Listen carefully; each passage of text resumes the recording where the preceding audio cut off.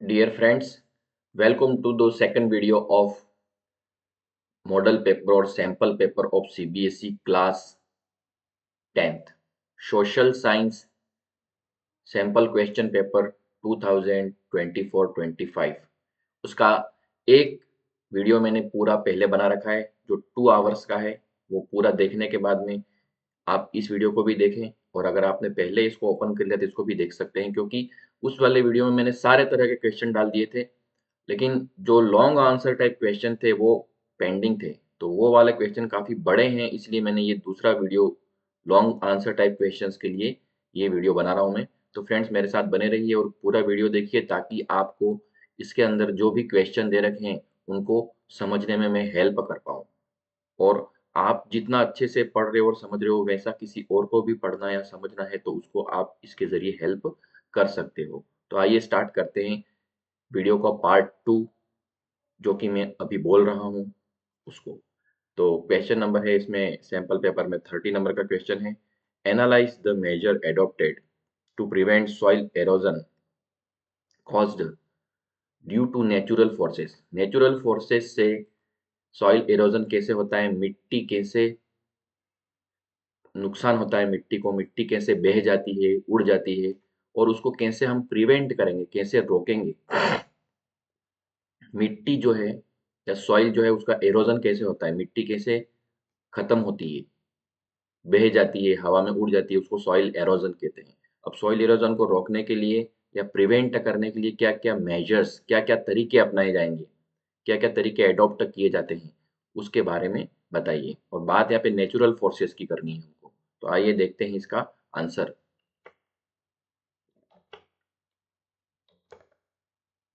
तो long answer जो है इसके, there are various measures which can be adopted to prevent soil erosion caused due to natural forces. Natural forces के कारण से सॉइल इरोजन जो होता है उसको कैसे रोका जाता है, उसके जो मेजर्स हैं, उसके तरीके हैं, उसके बारे में हम बात करते हैं।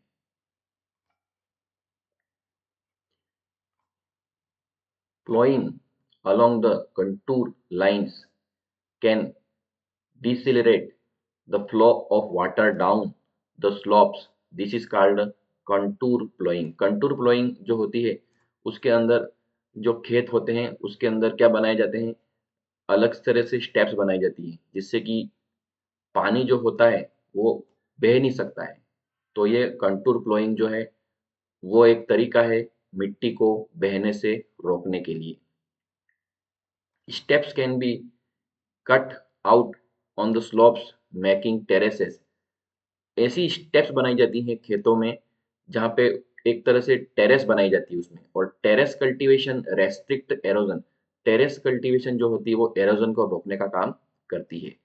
Western and central Himalayas have well developed terrace farming. और वेस्टर्न और सेंट्रल हिमालय के अंदर टेरेस फार्मिंग का यूज किया जाता है। अब आपको समझ में आ गया होगा कि ये हिली एरियाज होते हैं, वहां पर टेरेस फार्मिंग का यूज किया जाता है। स्टेप्स बनाई जाती हैं। कोई भी जैसे कोई भी जैसे पहाड़ है या ढलान वाली जगह है तो वहां पे स्टेप बनाएंगे, और स्टेप्स इतनी बड़ी बड़ी होंगी कि पानी जो है वो बह के नहीं जा सके। सीढ़ी नुमा खेती, खेत है जैसे बड़ी बड़ी सीढ़ियां हैं, ऐसा समझ जाओ एक बहुत बड़ा पहाड़ है और उससे उतर रहे हैं तो बहुत बड़ी बड़ी सीढ़ी जैसा उसको बना देते ताकि पानी एकदम उतर नहीं जाए ऊपर से सीधा। तो ये है स्टेप और टेरेस कल्टीवेशन। नेक्स्ट है large field can be divided into strips. बड़े बड़े खेतों को स्ट्रिप्स में डिवाइड कर दिया जाता है, पट्टियों में। स्ट्रिप्स का मतलब होता है पट्टियों में डिवाइड कर दिया जाता है। Strip of grass are left grown between the crop. और क्रॉप के बीच में घास, घास जो होती है उसकी स्ट्रिप होती है, पट्टी होती है। This breaks the force of wind. इससे हवा की स्पीड जो होती है वो कम हो जाती है। खेत जो हैं उसके अंदर ग्रास जो होती है, घास होती है, उसको उगा दिया जाता है बीच में एक पट्टी के रूप में, स्ट्रिप के रूप में। और उससे क्या होता है, विंड का और हवा का फोर्स कम हो जाता है। आपने सुना होगा और समझा होगा कि जब हवा सीधी चल रही है और बीच में जैसे पेड़ आ गए या कुछ और चीज आ गई तो उस हवा की स्पीड कम हो जाती है। और जब हवा की स्पीड कम हो जाएगी या कोई और जैसे पानी की स्पीड भी ये कम हो जाती है, बीच में कुछ भी आता है तो स्पीड कम होने से वो मिट्टी को बहा के अपने साथ में नहीं ले जा सकते।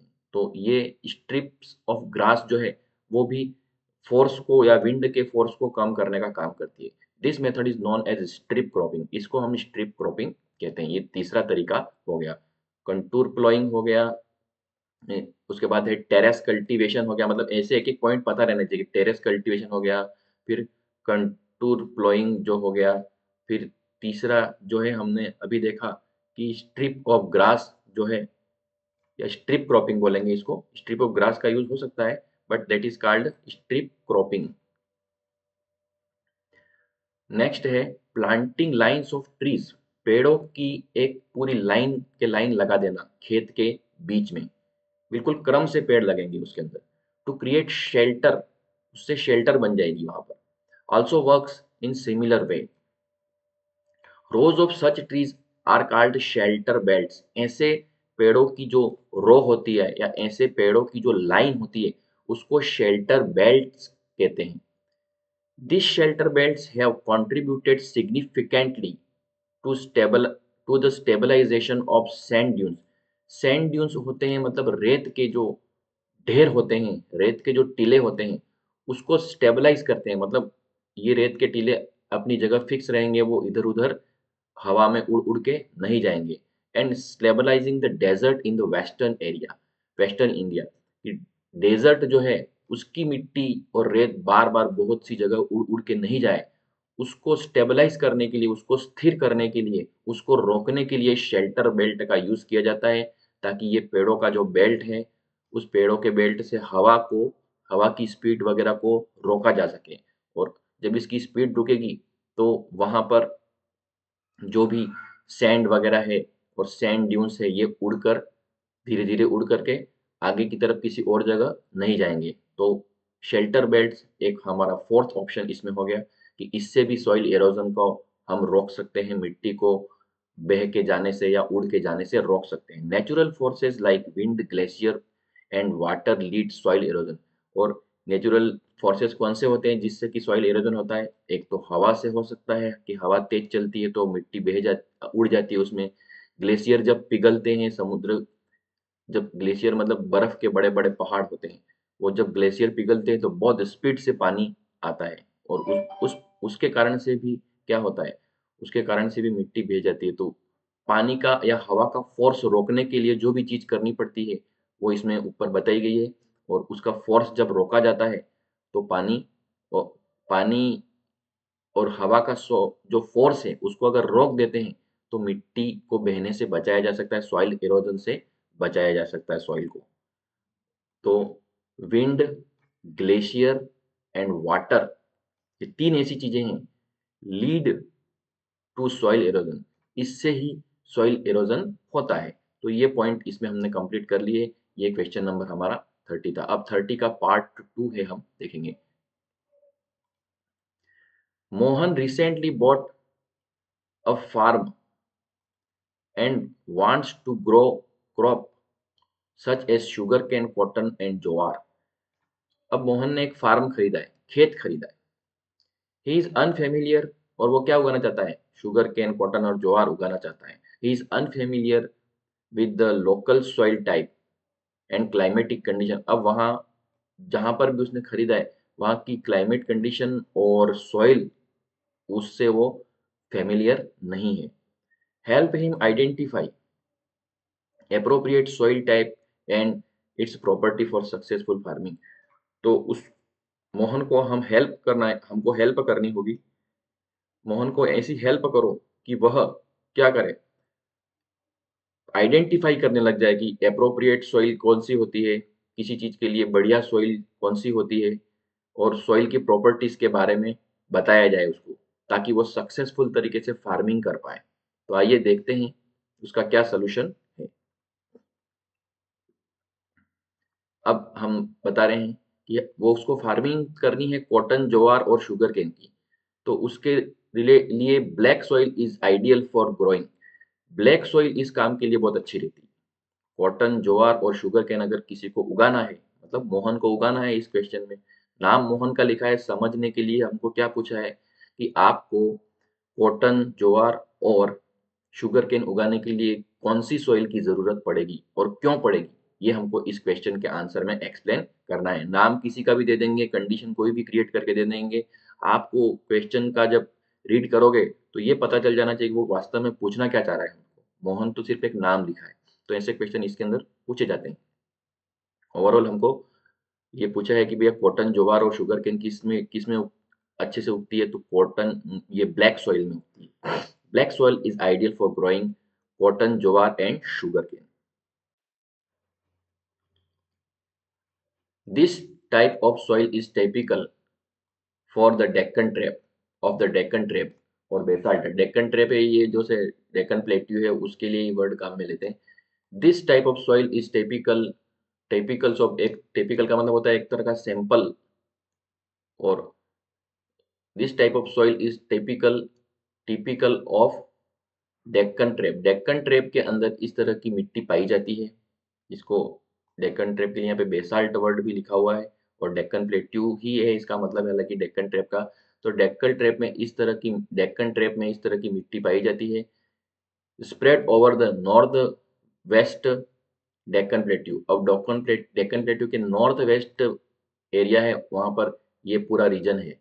And this is made up of lava flows. और ये मिट्टी किससे बनी हुई है? लावा जो होता है जमीन में से निकलता है, तो लावा फ्लोस से बनी हुई मिट्टी है। जब वोल्केनो होता है तो उसमें से लावा निकलता है, बहुत हजारों साल पहले, लाखों साल पहले अर्थ बनी होगी तब ऐसा हुआ होगा। तो लावा फ्लोस से बनी हुई जो मिट्टी होती है वो ही ये वाली मिट्टी होती है, और वो डेक्कन प्लेट्यू में कहाँ मिलती है? नॉर्थ वेस्ट डेक्कन प्लेट्यू में मिलती है। तो इस डेक्कन ट्रेप के अंदर इस तरह की मिट्टी पाई जाती है। दे कवर प्लेट्यूज ऑफ महाराष्ट्र। अब ये कहाँ कहाँ पर है इंडिया में? तो महाराष्ट्र के प्लेट्यूज के अंदर है, सौराष्ट्र में है, मालवा में है, मध्य प्रदेश के अंदर है और छत्तीसगढ़ के अंदर है। And extend in the south east direction along the Godavari and Krishna valley. Godavari और कृष्णा वैली है वहाँ जो साउथ ईस्ट डायरेक्शन के किनारे किनारे किनारे पर इस तरह की मिट्टी पाई जाती है। तो ये सारी हमने ब्लैक सॉइल के बारे में हम पूरा इसके अंदर आंसर में एक्सप्लेन कर रहे हैं। मोहन का तो नाम ही हम यूज कर रहे हैं खाली। The black soils are made up of extremely fine, that is, I का मतलब होता है दैट इज क्लेई मटेरियल। चिकनी मिट्टी, क्ले होती है इसमें। ब्लैक सॉइल जो है उसमें बहुत ज्यादा क्लेई मटेरियल होता है, चिकनापन और चिपक जाने वाली मिट्टी होती है। They are well known for their capacity to hold moisture. और ब्लैक सॉइल होती है वो well known for their capacity to hold moisture. इस ब्लैक सॉइल के अंदर मॉइस्चर अर्थात जो पानी वगैरह होता है या गीलापन होता है उसको होल्ड करने की कैपेसिटी होती है। काली मिट्टी होती है वो गीलेपन को पकड़े रखती है, होल्ड करके रखती है। जैसे रेत के अंदर पानी डालोगे तो वो बहुत आर पार निकल जाएगा, वो उड़ जाएगा और बह जाएगा। लेकिन इस काली मिट्टी के अंदर पानी चला गया तो वो पानी काफी टाइम तक इसके अंदर ही रहेगा और चिपचिपा हो जाएगा। कोई इसके अंदर पैर रखेगा तो उसमें चिपक जाएगा उसका पैर, जूता चिपक जाएगा, चप्पलों में बहुत मिट्टी चिपक जाएगी। ऐसी मिट्टी होती है ये। तो ब्लैक सॉइल जो होती है वो मॉइस्चर को होल्ड करके रखती है, इसलिए ये इंपॉर्टेंट है किसके लिए? ऊपर की क्रॉप के लिए। इन एडिशन, साथ साथ, इन एडिशन की जगह BESIDES बिसाइड्स भी लिख सकते हैं अपन। तो इन एडिशन, इसके साथ साथ, they are rich in soil nutrients. इसके अंदर बहुत ही अच्छे सॉइल न्यूट्रिएंट्स होते हैं, मतलब पोषक तत्व होते हैं। मिट्टी के अंदर भी ऐसी, जैसे हमारी बॉडी में जितने न्यूट्रिएंट्स होंगे उतना हमारी बॉडी अच्छी रहती है, वैसे ही सॉइल में जितने न्यूट्रिएंट्स होंगे वो सॉइल अच्छी होती है किसके लिए? कोई भी क्रॉप उगाने के लिए। जैसी क्रॉप चाहिए वैसे न्यूट्रिएंट्स उसमें होने चाहिए। सच एज कैल्शियम, इस तरह की मिट्टी में, ब्लैक सॉइल में कैल्शियम होता है, कैल्शियम कार्बोनेट होता है, मैग्नीशियम होता है और पोटाश भी होता है और लाइम भी होता है। तो सॉइल न्यूट्रिएंट्स इसके अंदर अच्छे होते हैं। कौन सी सॉइल में? ब्लैक सॉइल में। This soil are generally poor in phosphoric contents. इसके अंदर फॉस्फोरिक कंटेंट्स कम होते हैं। फॉस्फोरस से रिलेटेड फॉस्फोरिक कंटेंट्स जो होते हैं वो कम होते हैं ब्लैक सॉइल के अंदर। They develop deep cracks during the hot weather. और जैसे कभी कभी आपने सूखा पड़ जाता है, ड्रॉट हो जाता है, उस सूखे के कभी फोटो देखा होगा, उसमें क्या होता है? मिट्टी में क्रैक पड़े हुए बताए जाते हैं। तो जब पानी इसमें खत्म हो जाता है और पानी ऐसी मिट्टी में सूख जाता है तो उसमें क्रैक पड़ जाते हैं, दरारें पड़ जाती हैं और मिट्टी फट जाती है। तो ये इसकी खासियत होती है। Which helps the proper aeration of soil अगर इसमें क्रैक हो जाते हैं तो इस मिट्टी की एक खासियत है कि अगर इसमें हॉट वेदर होता है तो क्रैक पड़ जाते हैं, दरारें आ जाती हैं, जिससे कि उसमें प्रॉपर एरेशन हो जाता है। एरेशन का मतलब होता है इसमें हवा जाना, तो उस मिट्टी के अंदर फिर जब जब मिट्टी फट जाएगी उसमें तो उसमें दरारें पड़ जाएंगी तो उसमें हवा जाएगी। तो इस चीज से फायदा होता है उस मिट्टी को, क्या होता है इसमें प्रॉपर एरेशन हो जाता है सॉइल का, मिट्टी खुद ही हवा ले लेती है। मिट्टी में दरार पड़ गई तो अंदर जगह हो गई तो हवा मिट्टी में पहुंच जाती है, सॉइल में पहुंच जाती है। दिस सॉइल आर स्टिकी, ये सॉइल स्टिकी होती है मतलब चिपक जाती है। ये सॉइल ये सॉइल जो होती है वो स्टिकी होती है व्हेन वेट, जब ये गीली हो जाती है तो उस मिट्टी में हम पैर रखेंगे या कोई भी चीज रखेंगे तो उसमें वो मिट्टी चिपकने लग जाएगी, इसलिए ये स्टिकी होती है। Difficult to work on unless tilled immediately, इसके अंदर टिलिंग करनी पड़ती है, उसकी जुताई करते रहना पड़ता है, नहीं तो इसके अंदर काम करना भी बहुत कठिन हो जाता है गीली मिट्टी होने के कारण से। The first shower during the pre monsoon period, तो प्री मानसून के पीरियड के अंदर फर्स्ट शॉवर जब होती है, उस शॉवर के बाद में इसकी टिलिंग करनी पड़ती है, इसकी जुताई करनी पड़ती है। तो ये इम्पोर्टेंट होता है इसके अंदर। और ये मिट्टी स्टिकी होती है। स्टिकी क्यों होती है? क्योंकि मतलब पानी जब इसमें या वेट या गीली हो जाती है तो गीली हो जाने के कारण से उस मिट्टी के अंदर चिकनापन बढ़ जाता है और वो चिपकने लग जाती है, जो भी उसके अंदर चलता है या मिट्टी में वहां पे जाता है तो वो चिपकने लग जाती है। तो ये स्टिकी मिट्टी होती है। और जब तक उसको टिलिंग इमीडिएटली करनी जरूरत पड़ती है, कब पड़ती है? जब फर्स्ट मॉनसून शावर होता है प्री मॉनसून पीरियड में, तो उसको टिलिंग करनी और उसकी खेत की जुताई करने की जरूरत पड़ती है, उसको प्लॉइंग करने की जरूरत पड़ती है। तो ये इस ब्लैक सॉइल की कैरेक्टरिस्टिक्स हमने बता दी। एनी 5 और रिलेवेंट पॉइंट, तो इससे रिलेटेड दूसरे पॉइंट बुक से रिलेट मतलब बुक को फॉलो करना है, बुक में जो भी हो वो आपको फॉलो करना पड़ेगा। एनसीईआरटी की जो बुक होती है उस बुक में ही सॉइल के बारे में जो दे रखा है वो सारी बातें हमको लिखनी है। इसमें अगर जैसे 5 मार्क्स का क्वेश्चन है तो आपको इसमें खुद दे रखा है एनसीईआरटी वालों ने कि 5 पॉइंट्स इसमें से कोई भी आप लिख सकते हो, और इसी तरीके से लिखोगे तो वो आपको मार्क अवार्ड करेंगे। तो ये क्वेश्चन हुआ हमारा ब्लैक सॉइल से रिलेटेड कि कॉटन, ज्वार और शुगर केन कैसे हम उगा सकते हैं। तो उसके लिए ब्लैक सॉइल चाहिए, और ब्लैक सॉइल क्यों चाहिए? क्योंकि उसके अंदर ये कैरेक्टरिस्टिक्स होती हैं। नेक्स्ट है जो क्वेश्चन हमारा लॉन्ग टाइप है 31, romanticism a cultural movement sought to develop a particular form of nationalist sentiment। Romanticism जो है वो कल्चरल मूवमेंट है एक तरह का, जिससे कि क्या किया गया है, नेशनलिस्ट सेंटीमेंट जो है उसको क्या किए गए हैं, डेवलप किए जाते हैं उससे। मतलब देश के अंदर कुछ राइटर्स वगैरह होते हैं, कुछ ऐसा काम करते हैं वो, जिनके कारण से भी नेशनलिज्म फैलता है लोगों के अंदर। Justify the statement with the suitable argument. Romanticism और कल्चरल, रोमांटिसिज्म एक तरह का कल्चरल मूवमेंट है, मतलब आपका कल्चर अच्छा है उससे रिलेटेड बातें फैलाई जाती हैं। तो उन चीजों से भी नेशनलिस्ट सेंटीमेंट बढ़ते हैं।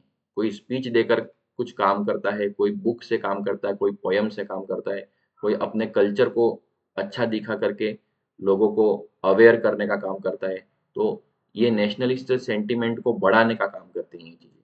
तो कैसे इसको हम प्रूव करेंगे? तो ये हमको उसका आंसर ही बता सकता है। The development of nationalism did not come about only through wars and territorial expansion। अब किसी देश का जो नेशनलिज्म है वो सिर्फ वार करने के कारण या युद्ध करने के कारण या टेरिटोरियल एक्सपेंशन के कारण ही नहीं होता है। टेरिटोरियल एक्सपेंशन मतलब कोई भी जगह जीत जाना, वार लड़ना, युद्ध लड़ना और जगह को जीत जाना, इसी से नेशनलिज्म नहीं फैलता है। इसी से ही देश में देशभक्ति की भावना या राष्ट्रवाद की भावना नहीं फैलती है। तो फिर किससे फैलती है? दूसरा तरीका है कल्चर से भी। लोग होते हैं वो अपने देश के लिए क्या होते हैं, देशभक्ति की भावना उनमें पैदा होती है या नेशनलिज्म या राष्ट्रवाद पैदा होता है। डिवोशन टुवर्ड्स कंट्री है वो वार से तो होता ही है, लेकिन कल्चरल तरीके से और भी ज्यादा होता है। तो culture played important role in creating idea of the nation. किसी भी देश के अंदर नेशनलिज्म को फैलाना या देश के प्रति भक्ति की भावना लोगों के अंदर फैलाने के लिए कल्चर बहुत इंपॉर्टेंट रोल प्ले करता है। हम अपनी कंट्री का कल्चर होता है या हर देश के लोग उसकी कंट्री के कल्चर को बनाए रखने की कोशिश करते हैं। क्यों बनाए रखते हैं? ताकि उनका देश वैसे ही बना रहे। तो culture played an important role in creating idea of nation. एक देश जो है उसको बनाए रखने के लिए या एक देश का आइडिया बनाए रखने के लिए कल्चर जो है वो बहुत इंपॉर्टेंट रोल प्ले करता है। Art and poetry, stories and music helped express and shape nationalist feeling. उस देश की जो आर्ट है, उस देश की पोएट्री है, स्टोरीज और म्यूजिक है, वो उस देश में नेशनलिस्ट फीलिंग को शेप करने में और एक्सप्रेस करने में बहुत ही ज़्यादा हेल्प करते हैं। इसलिए आपने देखा होगा कि जैसे हम इंडिया में रहते हैं तो हमारी इंडियन मूवीज़ है तो लोग अपनी इंडियन मूवीज़ को ज़्यादा देखते हैं और कोई दूसरे देश की मूवी होती है तो उसको अगर यहाँ पे लाते हैं तो वो नहीं देखेंगे। जैसे आपको अभी जर्मन फ़िल्म दे देंगे तो आप नहीं देखोगे, क्यों? क्योंकि जर्मन फ़िल्म में जर्मन कल्चर बताया जाएगा। इंडियन कल्चर से कोई मतलब ही नहीं है उसका। तो आप ये जो कल्चर होता है उससे ही उस देश के लोग कनेक्ट होते हैं। दूसरे कल्चर से दूसरे देश के कल्चर से हम डायरेक्ट कनेक्ट नहीं हो पाते। जैसे जर्मन मूवी दिखाएंगे और एक इंडियन मूवी दिखाएंगे तो आप जर्मन मूवी नहीं देखोगे और इंडियन मूवी पहले देखोगे। क्यों? क्योंकि वो आपकी कंट्री का कल्चर है, उसमें वो आपकी कंट्री की आर्ट है, उसमें आपकी कंट्री की पोएट्री उसके अंदर शामिल है, आपकी कंट्री से रिलेटेड आपके बैकग्राउंड जैसी स्टोरीज उसमें है, म्यूजिक आपकी कंट्री के हिसाब से है। तो ये कहलाता है कि ये सब चीजें होती हैं वो नेशनलिस्ट फीलिंग को हमारे अंदर बढ़ाने का काम करती हैं। Romantic artist and poet generally criticised the glorification of reason and science and focused in instead on emotions. Romantic artist और पोएट जो होते हैं वो criticised the glorification of reason and science. तो रीजन और साइंस वाली बातें हैं ना उसको रोमांटिक आर्टिस्ट क्रिटिसाइज करते हैं। मतलब जैसे जो लॉजिकल लोग रहते हैं कि जो साइंस की बातें करते हैं और रीजन की बातें करते हैं, ऐसे लोगों को रोमांटिक आर्टिस्ट और पोएट्स ने क्या किया है, क्रिटिसाइज किया है। और उसके बदले में उन्होंने किस चीज के ऊपर फोकस किया है, फोकस इंस्टीड ऑन मतलब उसके बदले में, इंस्टीड मतलब किसी के बदले में। तो रीजन और साइंस के ऊपर बात नहीं करते हैं पोएट लोग साइंस में इंटरेस्ट नहीं रखते हैं। तो पोएट लोग किस में इंटरेस्ट रखते हैं? तो इमोशन में इंटरेस्ट रखते हैं। वो लोगों के जो इमोशन होते हैं उसमें इंटरेस्ट रखते हैं और उसकी बात करते हैं। इंस्टीट्यूशन मतलब सहज ज्ञान, इंस्टीट्यूशन का मतलब होता है सहज ज्ञान और माइस्टिकल फीलिंग का मतलब होता है जो हिडन बातें हैं, हिडन बातें। और इंस्टीट्यूशन इंस्टीट्यूशन का मतलब होता है सहज ज्ञान जो इजीली समझ में आ जाए, ऐसा इंस्टीट्यूशंस सहज ज्ञान जो इजीली समझ में हमको आ जाए। और माइस्टिकल फीलिंग का मतलब होता है जो हिडन फीलिंग होती है वो, इसको ऊपर ध्यान देते हैं। मतलब इमोशंस, इंस्टीट्यूशन और माइस्टिकल फीलिंग जो होती है इसको जगाने की कोशिश करते हैं रोमांटिक आर्टिस्ट और पोएट्स। और रीजन और साइंस की बात वो नहीं करते हैं। तो ये चीजें जो हैं, इमोशन, इंस्टीट्यूशंस और मिस्टिकल फीलिंग, ये लोगों के अंदर रोमांटिसिज्म पैदा करती है और देश के प्रति भक्ति की भावना पैदा करती है। Their effort was to create sense of shared collective heritage। अब इनकी एफर्ट होती है ना, इनकी कोशिश वो किस चीज पे होती थी? रोमांटिक आर्टिस्ट और पोएट्स की कोशिश किस चीज पे होती थी, या राइटरों की जो कोशिश किस बात पे होती है कि sense of shared collective heritage, कि देश जो है उसके अंदर लोग कलेक्टिवली कंट्री को अपनी एक विरासत समझे। हेरिटेज का मतलब होता है जो हमारे पुराने समय से चली आ रही है, हमारी धरोहर बनी हुई है देश की। तो उसमें सभी कलेक्टिव, सभी मिलकर के एक साथ देश के साथ प्यार करें, ऐसी ऐसा कुछ एफर्ट करते हैं ताकि लोग जग जाएं। अ कॉमन कल्चर पास्ट, और किसी भी देश का कॉमन कल्चरल पास्ट होता है। हमारे देश का जो पास्ट है उसको हम सब मिल करके कलेक्टिवली उसको हम क्या करें, उसको हम याद करें और उसको ग्लोरीफाई करें और उसको उसके आधार पर हम जुड़ जाएं। तो कॉमन कल्चरल पास्ट हमारा, जैसे हम इंडिया में रहते हैं तो कोई महाराणा प्रताप की बात करेगा तो हमको तुरंत कनेक्शन बन जाएगा, भाई महाराणा प्रताप ने ये किया था। या कोई शिवाजी की बात करेगा तो हम शिवाजी से कनेक्ट हो जाएंगे, तो हमारा कॉमन कल्चरल पास्ट है। या सम्राट अशोक की बात करेंगे तो समझ जाएंगे कि हमारे सम्राट अशोक थे, वो एक ग्रेट रूलर थे। तो ऐसे कॉमन कल्चरल पास्ट की बात करते थे जिसमें उनकी सारी चीजें आ जाती थी, पुरानी स्टोरीज सब उसमें आ जाता, स्टोरी आ जाए, सॉन्ग आ जाए, म्यूजिक आ जाए, सब आ जाता। As the basis of nation, तो देश का बेसिस के रूप में ये कल्चरल पास्ट और कलेक्टिव हेरिटेज और पुरानी जो भी चीजें थी जिसमें हम गर्व महसूस कर सके उसके बारे में ये बात करते थे। और वो लोग साइंस और रीजन की बातें ज्यादा नहीं करते थे, क्योंकि कॉमन आदमी को ऐसे भी साइंस और रीजन में इंटरेस्ट नहीं रहता है, लेकिन इमोशन, इंस्टीट्यूशन और इन सब हेरिटेज वगैरह में ज्यादा इंटरेस्ट रहता है। जल्दी लोगों को समझ में आ जाए ऐसी चीजें, ऐसी बातें करते थे वो। Romantics such as German philosopher Johann Gottfried Herder, तो ये जर्मन फिलोसोफर जिसका नाम दे रखा है जोहान गॉटफ्रीड हेर्डर, जो 1744 से 1803 इनकी टाइमिंग दे रखी है, claimed that true German culture was discovered among the common people। अब ये राइटर ऐसा कह रहे हैं, ये फिलोसोफर ऐसा कह रहे हैं कि अगर जर्मनी का ट्रू कल्चर ढूंढना है तो कॉमन लोगों के अंदर सारे, अगर आपको रियल में जर्मनी देखना है तो कॉमन लोगों को देखो वहां पे, जिसको बोलते हैं वहां पे वहां की भाषा के हिसाब से कॉमन लोगों को डास वॉल्क कहते हैं। डास वॉक का मतलब होता है common people. It is through the folk song, और फोक सॉन्ग सुनने चाहिए जो लोग गाते हैं। फोक शब्द आने का मतलब होता है लोक, लोकगीत। तो फोक सॉन्ग जो है वो सुनने, देखने और समझने चाहिए। फोक पोएट्री समझनी चाहिए जो लोगों के अंदर पहले से चली आ रही है। और फोक डांसेस जो लोगों को समझ में आते हैं, ऐसे फोक डांस, फोक सॉन्ग और फोक पोएट्री जो है उसके अंदर ही जर्मनी बसा हुआ है। और किसी भी देश में अगर उसका जो फोक कल्चर है, लोग जो पसंद करते हैं, लोग जो चाहते हैं, वैसे सॉन्ग होने चाहिए और वैसे पोएट्री होनी चाहिए और वैसे डांसेस होने चाहिए। That the true spirit of nation. तो ट्रू स्पिरिट ऑफ नेशन के लिए यहाँ पर क्या वर्ड आया है? वॉक जेस्ट। वॉक जेस्ट का मतलब होता है ट्रू स्पिरिट ऑफ नेशन। देश के लिए सच्ची जो स्पिरिट होती है या भावना होती है वो कहाँ पे देखने मिलेगी? तो फोक सॉन्ग, फोक पोएट्री और फोक डांसेस में देखने मिलेगी। और हम भी अभी कंट्री में हमारे कोई भी प्रोग्राम होते हैं किसी भी डे में, स्कूल्स वगैरह में, तो वहाँ पर फोक सॉन्ग्स के ऊपर ही फोकस किया जाता है जो इजीली लोग समझ जाए। फोक सॉन्ग है, फोक डांस है, ईज़ी होते हैं वो सारे समझने में, तो उससे लोग कनेक्ट हो जाते हैं। तो पॉपुलराइज़ हो जाती हैं ये चीज़ें। तो किसी भी कंट्री को अगर सारे लोगों को कनेक्ट करना है उस कंट्री के कल्चर से, तो फ़ोक सॉन्ग, फ़ोक पोएट्री और फ़ोक डांसेज़ जो हैं, वो ही किसी भी कंट्री की स्पिरिट होती हैं, वही किसी कंट्री की जान होती है, और वही जल्दी से पॉपुलर हो जाती है और लोग उस चीज़ से कनेक्ट हो जाते हैं। So collecting and recording this form of folk culture was essential to project nation building. तो इस तरह के जो फ़ोक चीज़ें हैं, उसको जितना भी कलेक्ट करते हैं तो क्या होता है? नेशन बिल्डिंग जल्दी से उससे हो जाती है। Project of nation building, nation nation building है या देश बनाना है या देश के प्रति भक्ति की भावना पैदा करनी है, तो इस फोक कल्चर को कलेक्ट करो और लोगों में ज़्यादा से ज़्यादा उसको पॉपुलराइज करो, तो कंट्री ऑटोमेटिक यूनाइटेड होने लग जाती है।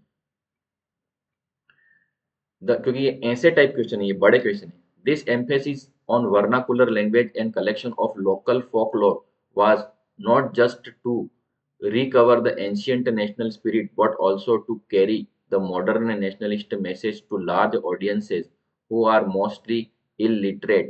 This emphasis on vernacular language, ये वर्नाकुलर मतलब अलग अलग जगह की लैंग्वेज है उसके ऊपर भी फोकस कर देते हैं, क्योंकि किसी भी देश के अंदर एक ही जैसी भाषा नहीं बोली जाती, हर देश के अंदर अलग अलग प्लेसेस में अलग अलग लैंग्वेज बोली जाती है। तो इसमें वर्नाकुलर लैंग्वेज होती है, अलग अलग रीजनल लैंग्वेज है, उसके ऊपर भी एम्फेसिस किया गया था। और कलेक्शन ऑफ लोकल फोकलोर, अलग अलग जगह की जो अलग अलग जो भी लिटरेचर वगैरह है, उन सभी चीज़ों का कलेक्शन वहाँ पे करने की कोशिश की गई थी। और ancient national spirit, ancient national spirit का मतलब होता है पुराने समय की जो नेशनल चीज़ें हैं, उन सब चीज़ों को मॉडर्न समय तक लाने के लिए उनसे जोड़ा गया था, ताकि ऑडियंस जो है, जो भी इलिटरेट लोग हैं, उनको पुरानी चीज़ों को बताया जाएगा तो वो इलिटरेट ऑडियंस है वो बहुत जल्दी उस बात को समझ जाएंगे। This was specially so the case of Poland, और ऐसी चीज पोलैंड में हुई थी, उसका एक केस हम समझ सकते हैं इसमें। Which had been partition at the end of 18th century, 18th century के एंड तक पोलैंड है उसको टुकड़े हो गए थे बाय द ग्रेट पावर्स। किसके द्वारा? रशिया, प्रशिया और ऑस्ट्रिया के द्वारा। तो पोलैंड जो है वो ग्रेट पावर, बड़ी बड़ी पावर्स थी, अभी भी बहुत सारे हैं, जैसे रशिया जैसे देश बहुत पावरफुल है। तो रशिया, प्रूशिया और ऑस्ट्रिया जो है, इसको प्रशा भी कहीं पे पढ़ा जाता है। तो रशिया, प्रूशिया, प्रशिया, प्रशा, जैसा भी आप इसको पढ़ते हैं। तो प्रूशिया, प्रशा, ये इसका प्रोनाउंसिएशन बन सकता है। तो रशिया, प्रूशिया और ऑस्ट्रिया, इनसे क्या हुआ था, पोलैंड जो है उसका पार्टीशन कर दिया गया था। और पोलैंड के जब टुकड़े हो जाते हैं उसके बाद भी वहाँ की जो नेशनलिस्ट फीलिंग है वो किसके थ्रू चलती रहती है, वहाँ की जो लैंग्वेज होती है वो नेशनलिस्ट फीलिंग को बनाए रखने में मदद करती है। मतलब किसी और ने आपके देश पे कब्जा कर लिया है वो अलग चीज है, लेकिन अगर आपके अंदर का कल्चर जिंदा है तो आप अंदर कनेक्टेड रह सकते हो, और जिन लोगों ने कब्जा कर लिया है उनके खिलाफ आप चल सकते हो। Even though Poland no longer existed as independent territory, अब जब रशिया का उसके ऊपर कब्जा हो जाता है तो जो पोलैंड है वो एक इंडिपेंडेंट टेरिटरी, इंडिपेंडेंट एरिया नहीं रहा। नेशनल फीलिंग वर केप्ट अलाइव, फिर भी नेशनल फीलिंग को अलाइव या जिंदा रखा गया through music and language. Language और म्यूजिक के जरिए ही पोलैंड के अंदर नेशनल फीलिंग को जिंदा रखा गया था, क्योंकि पोलैंड के ऊपर रशिया का कब्जा हो गया था। Karol Kurpinski, for example, celebrated the national struggle through the operas. Operas एक तरह के स्टेज शो होते हैं, और म्यूजिक और turning folk dances like polonaise and mazurka into the nationalist symbol. अब वहाँ जो करोल कुर्पिंस्की जो है, Karol Kurpinski for example celebrated, Karol Kurpinski ने सेलिब्रेट करना चालू कर दिया देश में नेशनल स्ट्रगल को, किसके जरिए, ओपेरा, म्यूजिक और फोक डांस, इनके जरिए उन्होंने देश का नेशनल स्ट्रगल जारी रखा था पोलैंड का, क्योंकि पोलैंड पे रशिया का कब्जा हो गया था। लाइक द पोलेनाइज एंड, अब इसके नेशनल जो प्रोग्राम का नाम कौन से हैं, तो पोलेनाइज और मजूर का जैसे उन्होंने एक्टिविटीज हैं वो चालू रखी थी, और उसको नेशनल सिंबल, नेशनलिस्ट सिंबल बना दिया था इन चीजों को। Language too played important role in developing national sentiment. National sentiment को डेवलप करने में लैंग्वेज ने भी बहुत ही बड़ा रोल प्ले किया था वहां पे पोलैंड में। आफ्टर रशियन ऑक्यूपेशन, रशिया ने जब उसके ऊपर ऑक्यूपेशन कर लिया, कब्जा कर लिया, उसके बाद में the Polish language was forced out of school. उसके बाद पोलिश लैंग्वेज को स्कूलों से बाहर कर दिया गया, मतलब पोलिश लैंग्वेज वहां पे पढ़ानी बंद कर दी गई, क्योंकि रशिया ने उस देश पे कब्जा कर लिया था। रशियन लैंग्वेज चलेगी, पोलिश लैंग्वेज नहीं चलेगी, ऐसा नियम बना दिया था। The Russian language was imposed everywhere, हर जगह रशियन लैंग्वेज है उसको इम्पोज कर दिया गया, अर्थात थोप दिया गया जबरदस्ती लोगों के ऊपर। In 1831, an armed rebellion against Russian rule took place, which ultimately crushed।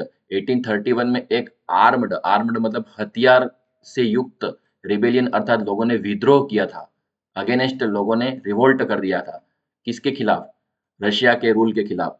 लेकिन बाद में वो रिवोल्ट जो होता है, वो रिवॉल्यूशन जो रिबेलियन जो होते हैं उनको क्या करते हैं, क्रश कर देते हैं। अंततः अल्टीमेटली उस रिवोलियन को रशिया के जो होती है सेनाएं वगैरह वो क्रश कर देती है, उनको हरा देते हैं, क्योंकि कम संख्या में लोग होते हैं वो हार जाते हैं, इनके पास साधन नहीं होंगे। फॉलोइंग दिस, इसके बाद many number of clergy in Poland began to use language as a weapon of national resistance. फिर भी ये हार नहीं मानते, क्योंकि आर्मड रिबेलियन को हराना आसान होता है, लेकिन जो लोग अंदर से एक हैं किसी लैंग्वेज के कारण या कल्चर के कारण, उनको हराना बहुत मुश्किल होता है। तो उसके बाद में क्या हुआ, many number of clergy, clergy मतलब चर्च के पादरी, तो क्लर्जी जो हैं उन्होंने पोलैंड के अंदर लैंग्वेज को एक वेपन के रूप में यूज करना चालू किया, कि उनकी उनकी लैंग्वेज के अंदर ही वो काम करते थे सारी चीजें, as a weapon of national resistance. कि रेसिस्टेंस का मतलब उसको सामना करना, तो नेशनल रेसिस्टेंस के लिए वेपन के रूप में उन्होंने लैंग्वेज का यूज करना चालू किया। Polish was used for church gathering, church की गैदरिंग जब होती थी उनकी, उसमें पॉलिश भाषा का ही यूज होता था, पॉलिश पोलैंड की लैंग्वेज है, तो polish was used, polish language was used church gathering, church की गैदरिंग में पॉलिश लैंग्वेज का यूज होता था। एंड रिलीजियस इंस्ट्रक्शन, और रिलीजन के सारे, धर्म से संबंधित सारे इंस्ट्रक्शन पॉलिश लैंग्वेज में ही होते थे, रशियन लैंग्वेज वो यूज नहीं करते थे, भले ही ऑफिशियली उनको रशियन यूज करने का बोला होगा, बट वो उनके जो रियल काम होते थे पर्सनल, उन सभी कामों में वो अपनी पोलिश लैंग्वेज ही यूज करते थे। As a result, a large number of priest and bishops were put in jail और sent to Siberia by Russian authorities. तो उसका नतीजा क्या हुआ कि ये पोलिश लैंग्वेज नहीं छोड़ रहे, तो बहुत उनको पता चल गया कि जो प्रीस्ट पुजारी होते हैं वहाँ के चर्च के और बिशप होते हैं, ये लोग ही बिशप, ये भी चर्च से रिलेटेड ही होते हैं। तो प्रीस्ट और बिशप जो होते हैं, ये लोगों को उन्होंने जेल में डाल दिया और साइबेरिया जो जेल है वहाँ पे उनको भेज दिया। किसने भेज दिया? रशियन गवर्नमेंट ने, रशियन अथॉरिटीज ने भेज दिया as a punishment for their refusal to preach Russian. क्योंकि किसी भी सोसाइटी में वहाँ पे कुछ भी चीज फैलानी है तो ये प्रीस्ट और बिशप, ये लोग अगर रशियन बोलते हैं और यूज करते हैं तो वहाँ के नीचे के लोग ऑटोमेटिक बोलने लग जाते हैं। लेकिन जो यहाँ पे प्रीस्ट पुजारी हैं और बिशप हैं, ये लोग अगर रशियन नहीं बोल रहे थे तो दूसरे लोग भी रशियन नहीं बोल रहे थे, ये पॉलिश लैंग्वेज छोड़ ही नहीं रहे।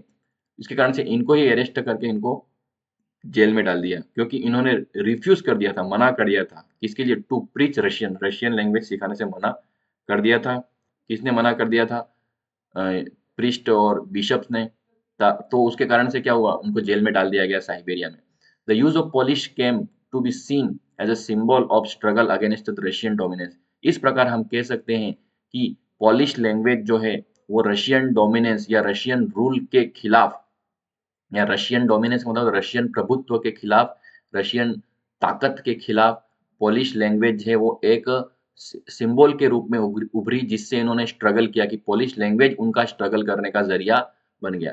तो किसी भी कंट्री में ऐसा हो सकता है कि दूसरे लोग अगर रूल कर रहे हैं तो वहाँ के लोग उनको रूल, सामने वाले रूल को अपोज करने के लिए, जैसे इंडियन लोग हिंदी बोलते हैं तो अंग्रेजों को वो सारी चीज समझ में नहीं आती थी, और अलग अलग जगह की भाषाएं हमको अभी भी समझ में नहीं आती है। तो लैंग्वेज होती है वो बाहरी लोग जो होते हैं उनसे लड़ने का एक तरीका बन जाती है, जो कि हमको इसके अंदर बता रखी है। अब नेक्स्ट है हमारा क्वेश्चन, ये वाला तो हो गया। अब उसका और में क्या दे रखा है वो भी हमको समझना है। एग्जाम में आपको इन दोनों में से एक ही करना है, लेकिन मैं दो क्यों बता रहा हूँ, ताकि आपको ये चीज पता चल जाए, इस जरिए भी आप ये चीज सीख जाओ कि भैया टॉपिक रिवीजन हो जाएगा। बी क्वेश्चन इसमें दे रखा, the treaty of Vienna depicted the spirit of conservatism. कि ट्रीटी ऑफ जो वियना हुई थी, लेसन नंबर 1 में है ये। तो ट्रीटी ऑफ वियना जो है वो कंजर्वेटिज्म जो है उसकी स्पिरिट उसके अंदर दिखती है कि कंजर्वेट, अब जैसे वहां पे कंजर्वेटिव फोर्सेस काम करने लग जाती हैं। कंजर्वेटिव क्या होते हैं? जो ओल्ड तरीके से रूल चल रहा था उसको बनाए रखना जो चाहते हैं उनको बोलते हैं कंजर्वेटिज्म। तो substantiate the statement with the features of the treaty. तो ट्रीटी के जो फीचर्स हैं, ट्रीटी का मतलब कोई भी एग्रीमेंट होता है, कोई भी संधि होती है, तो उसको सब्सटेंशिएट करना, सब्सटेंशिएट मतलब प्रूव करना है कि भैया जो वियना की ट्रीटी हुई थी उस ट्रीटी में कंजर्वेटिज्म जो है वो सबसे इम्पोर्टेंट रोल प्ले कर रहा था। तो कैसे कर रहा था वो हम उसको समझते हैं। 31 क्वेश्चन का जो बी वाला ऑप्शन है उसके अंदर हम देखते हैं। After the defeat of Napoleon in 1815, 1815 में के बाद नेपोलियन हार चुका था। 1815 में जब वार होता है तो जो कंजर्वेटिव सारे मिल करके ही नेपोलियन को हरा देते हैं। नेपोलियन कुछ अलग बदलाव लाना चाह रहा था, लेकिन कंजर्वेटिव जो होते हैं, जो पुराने समय से मोनार्की में बने हुए थे, पुराने समय से जो राजा थे और उनके साथी जो थे, ये सभी अलग अलग छोटे छोटे जो एरियाज होते हैं वो मिल जाते हैं और मिल करके नेपोलियन को हरा देते हैं। 1815 के बाद नेपोलियन का रूल खत्म हो जाता है और European government were driven by the spirit of conservatism. और यूरोप के अंदर जो भी छोटी छोटी जगह है वहाँ की जो भी गवर्नमेंट होती है वो कंजर्वेटिज्म की स्पिरिट, कंजर्वेटिज्म की जो उनकी जो फीलिंग होती है वो जो है वो उसके अंदर ही बैठे हैं कि हमको वो अपना राज वापस मिल जाए। वो उनका रूल वापस लेना चाहते थे। जिन राजाओं को हरा करके नेपोलियन रूल कर रहा था उन सभी राजाओं ने वापस से मिल करके कोशिश की कि नेपोलियन को हटाओ और हम वापस अपनी मोनार्की है वो एस्टेब्लिश कर देंगे। बस इसी बात को बोलते हैं कि कंजर्वेटिज्म चाहते थे, वो ओल्ड ऑर्डर पुराने तरीके से रूल करना चाहते थे। The representative of the four great European powers. अब बड़ी बड़ी जो यूरोपियन पावर हैं उसके जो रिप्रेजेंटेटिव हैं, जैसे कि पावर का नाम है ब्रिटेन, रशिया, प्रूशिया और Austria, who had collectively defeated Napoleon. इन सभी, जैसे इतने लोग इकट्ठे हो गए नेपोलियन को हराने के लिए, ब्रिटेन, रशिया, प्रूशिया और ऑस्ट्रिया, इन सब के लीडरों ने, वहाँ के रिप्रेजेंटेटिव्स ने, उन सभी ने मिल करके नेपोलियन के खिलाफ प्लान बनाया और उनको उसको हरा दिया, डिफीट कर दिया। Met at Vienna to draw up the settlement for Europe. जब नेपोलियन हार जाता है तो उस जगह को क्या करना रहा, उस जगह को कौन सी जगह किसको देनी रही, इसके लिए वियना के अंदर पूरी एक मीटिंग होती है और वहां पे ड्रॉ अप करते हैं सेटलमेंट की अब इसका क्या समाधान होगा। वियना में जाके उसका समाधान, वियना नाम की जगह पर एक बैठक हुई और वहां पर यूरोप में नेपोलियन को हराने के बाद जो जगह थी उस जगह को वापस बांटने के लिए उन्होंने क्या की, एक मीटिंग की और उस मीटिंग में सेटलमेंट कर दिया। द कांग्रेस वाज होस्टेड, ये यहाँ पे कांग्रेस वर्ड मीटिंग के लिए दे रखा है, ठीक है। The Congress was hosted by the Austrian chancellor Duke Metternich, ये सबसे इंपॉर्टेंट इंसान है इस वाले काम के अंदर, कि ये कांग्रेस है या ये जो मीटिंग है वो किसने किसने होस्ट की, मतलब इसका सबसे बड़ा मुखिया कौन था, तो चांसलर ड्यूक मेटरनिक, ऑस्ट्रिया का चांसलर था, सबसे बड़ा लीडर। ऑस्ट्रिया के जो लीडर्स को चांसलर वर्ड देते हैं, तो ऑस्ट्रियन चांसलर ड्यूक मेटरनिक है, इसने सारी मीटिंग को होस्ट किया था, वो उसका सबसे बड़ा मेन व्यक्ति था। The result was treaty of Vienna 1815, और इसने जो भी होस्ट किया, यहाँ पर जो भी समझौता किया, उस समझौते को क्या कहा जाता है, ट्रीटी ऑफ वियना ऑफ 1815। 1815 का ट्रीटी ऑफ वियना उसको कहा जाता है, 1815 का समझौता कह सकते हैं उसको, संधि भी कह सकते हैं। अब उसके अंदर क्या बात है, it its object was undo the changes that had come about the Europe during the Napoleonic Wars and restore the monarchy at had been overthrown by the Napoleon to create new conservative order in Europe। अब treaty of Vienna का सबसे main मकसद क्या था, undo, undo का मतलब जो भी चीजें नेपोलियन कर चुका है, नेपोलियन ने जो भी किया है उसको उल्टा कर दो, वापस वापस सही कर दो। नेपोलियन ने जो भी एनवायरनमेंट क्रिएट किया था, ये लोगों को कुछ राइट्स दिए थे, वो मोनार्की को हटा दिया था, ऐसी सब चीजों को वापस से ले आए वो, जो चीज नेपोलियन ने हटा दी उसको वापस ले आए थे ये। तो नेपोलियन ने जो भी चेंजेस किए थे उसको अनडू कर देंगे ये, ऐसा काम कर दिया उन्होंने। और मोनार्की जो है उसको ओवरथ्रोन कर दिया था नेपोलियन ने, तो उसको ये वापस लाना चाहते थे। तो Napoleon create new conservative order. तो नेपोलियन ने जो भी, इस लाइन को मैं वापस से पढ़ लेता हूँ क्योंकि ये पूरी बड़ी लाइन है। यूरोप ड्यूरिंग नेपोलियन वार, नेपोलियनिक वार के दौरान जो भी बदलाव नेपोलियन ने किए थे उसको वापस से रिस्टोर कर दिया उन्होंने, सही कर दिया और मोनार्की को रिस्टोर कर दिया। और नेपोलियन ने जिसको भी हटा दिया था उनको वापस, उस चीज को वापस वैसा ही कर दिया है इन्होंने। Conservative believed that established and traditional institution of the state and society like monarchy, the church, social hierarchies, property and the family should be preserved। और कंजर्वेटिव लोग ये चाहते थे, जो ओल्ड सोच वाले लोग ये चाहते थे, या मोनार्की वाले ये चाहते थे कि जो पहले से चले आ रहे हैं इंस्टीट्यूशन और पहले से जो भी तरीके चले आ रहे हैं देश को चलाने के, बस उसी तरीके से देश को चलाना चाहिए। मोनार्की भी वैसे की वैसे ही रहेगी, चर्च भी वैसा ही चलता रहेगा, और सोशल हायरार्की, सोशल के अंदर जो भी ऊपर नीचे लोगों को माना जाता है, किसको ऊपर माना जाना है किसको नीचे माना जाना है, वो भी वैसा ही चलता रहेगा। प्रॉपर्टी के जो भी नियम है वो भी मोनार्की के हिसाब से चलेंगे, और फैमिली से रिलेटेड जो भी रूल्स है वो भी सारे वैसे ही चलेंगे। ऐसा वापस उनको प्रिजर्व कर दिया गया, मतलब उनको पुरानी स्थिति में ले आए। नेपोलियन ने जो भी बदलाव किए थे वो बदलाव को उन्होंने हटा दिया। अब क्या क्या बदलाव हुए इससे वो भी अंदर दे रखा है। The Bourbon dynasty deposed during the French revolution, French revolution के दौरान बर्बन डायनेस्टी है उसको हटा दिया गया था। वाज रिस्टोर्ड इन पावर, तो उसको वापस उनको पावर अपनी दे दी गई। बर्बन किंग जो, बर्बन डायनेस्टी जो फ्रांस रिवॉल्यूशन हुआ था तो उस समय उनको हटा दिया गया था और रूल करने का राइट उनको खत्म हो गया था, तो उनको वापस रिस्टोर कर दिया, उनको वापस पावर दे दी गई, उनको वापस राजा बना दिया गया। France lost the territories had annexed under the Napoleon, और फ्रांस ने जो भी नेपोलियन की लीडरशिप में जिन जिन जगह पे कब्जा कर लिया था, जिन जिन टेरिटरीज को एनेक्स्ड कर रखा था, एनेक्स करना मतलब जीत लेना, नेपोलियन ने जिन जिन जगहों को जीत रखा था उन जगहों को वापस छुड़वा लिया गया। नेपोलियन ने अपने देश के आसपास जिन भी देशों के ऊपर कब्जे किए थे, जिन टेरिटरीज, जिन इलाकों पे, टेरिटरीज का मतलब क्या होता है, इलाका या एरिया या रीजन, तो जिन जिन टेरिटरीज के ऊपर नेपोलियन ने कब्जे कर रखे थे उन सभी को छुड़वा लिया, वापस फ्रांस से अलग हो गई वो जगह, क्योंकि वो नेपोलियन के डर से कनेक्टेड थी। जब नेपोलियन हट गया तो वो वापस आजाद कर दिए गए, और आजाद किसके जरिए हुआ था वो, तो ट्रीटी ऑफ वियना में ड्यूक मेटरनिक ने सारा कर दिया था कि भाई तू ये चीज करेगा तेरे को ये जगह मिलेगी, ऐसे जगह बांट दी इन्होंने वापस। The series of states were set up on the boundaries of France to prevent from the expansion in future। Future में फ्रांस वापस से अपना एक्सपांशन नहीं करे, फ्यूचर में फ्रांस और अपने फ्रांस क्या कर रहा था कि अपना साम्राज्य बढ़ा रहा था वो, कि मैं ज्यादा से ज्यादा जमीन आसपास से ले लूं। तो फ्रांस की बॉर्डर पे ऐसी अलग अलग तरह के स्टेट बना दिए गए जो उसका एक्सपांशन रोक रहे थे कि फ्रांस अब बार बार दूसरे देशों पे कब्जा नहीं कर सकता है। ऐसी पूरी स्टेट्स की सीरीज बना दी थी फ्रांस की बॉर्डर्स पे। For example kingdom of Netherlands which included Belgium was set up in the north. अब kingdom of Belgium kingdom of Netherlands जो है विच इंक्लूडेड, जिसके अंदर बेल्जियम भी था, उसको नॉर्थ में सेटअप किया गया। Genoa was added to the Piedmont in the south. Genoa जो है, जिनोवा नाम की जगह है, उसको पिडमोंट के साथ जोड़ दिया गया। ये एक चेंज हुआ। अब इस चेंज से क्या होता है वो लंबी चौड़ी स्टोरी है, हमको तो इतना हिस्सा ही याद रखना है। अब Prussia was, Prussia, Prussia, Prussia, ऐसे तो पढ़ने में प्रुशिया ही लग रहा था कि स्पेलिंग सही लिख पाओ। Prussia was given territories on the western frontiers. Frontiers का मतलब होता है बॉर्डर।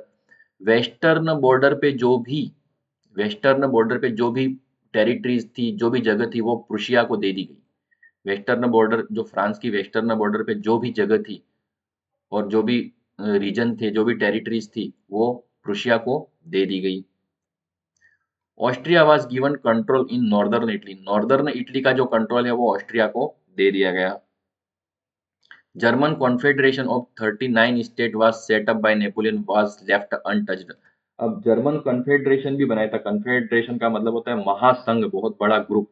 तो जर्मन कॉन्फेडरेशन जो है वो 39 स्टेट का बनाया हुआ था, जिसको हम जोल्वेराइन भी हमने पढ़ा था लेसन वन में। जोल्वेराइन एक यूनियन है जिसमें टैक्स वगैरह ग्रुप के बीच में नहीं लगता है।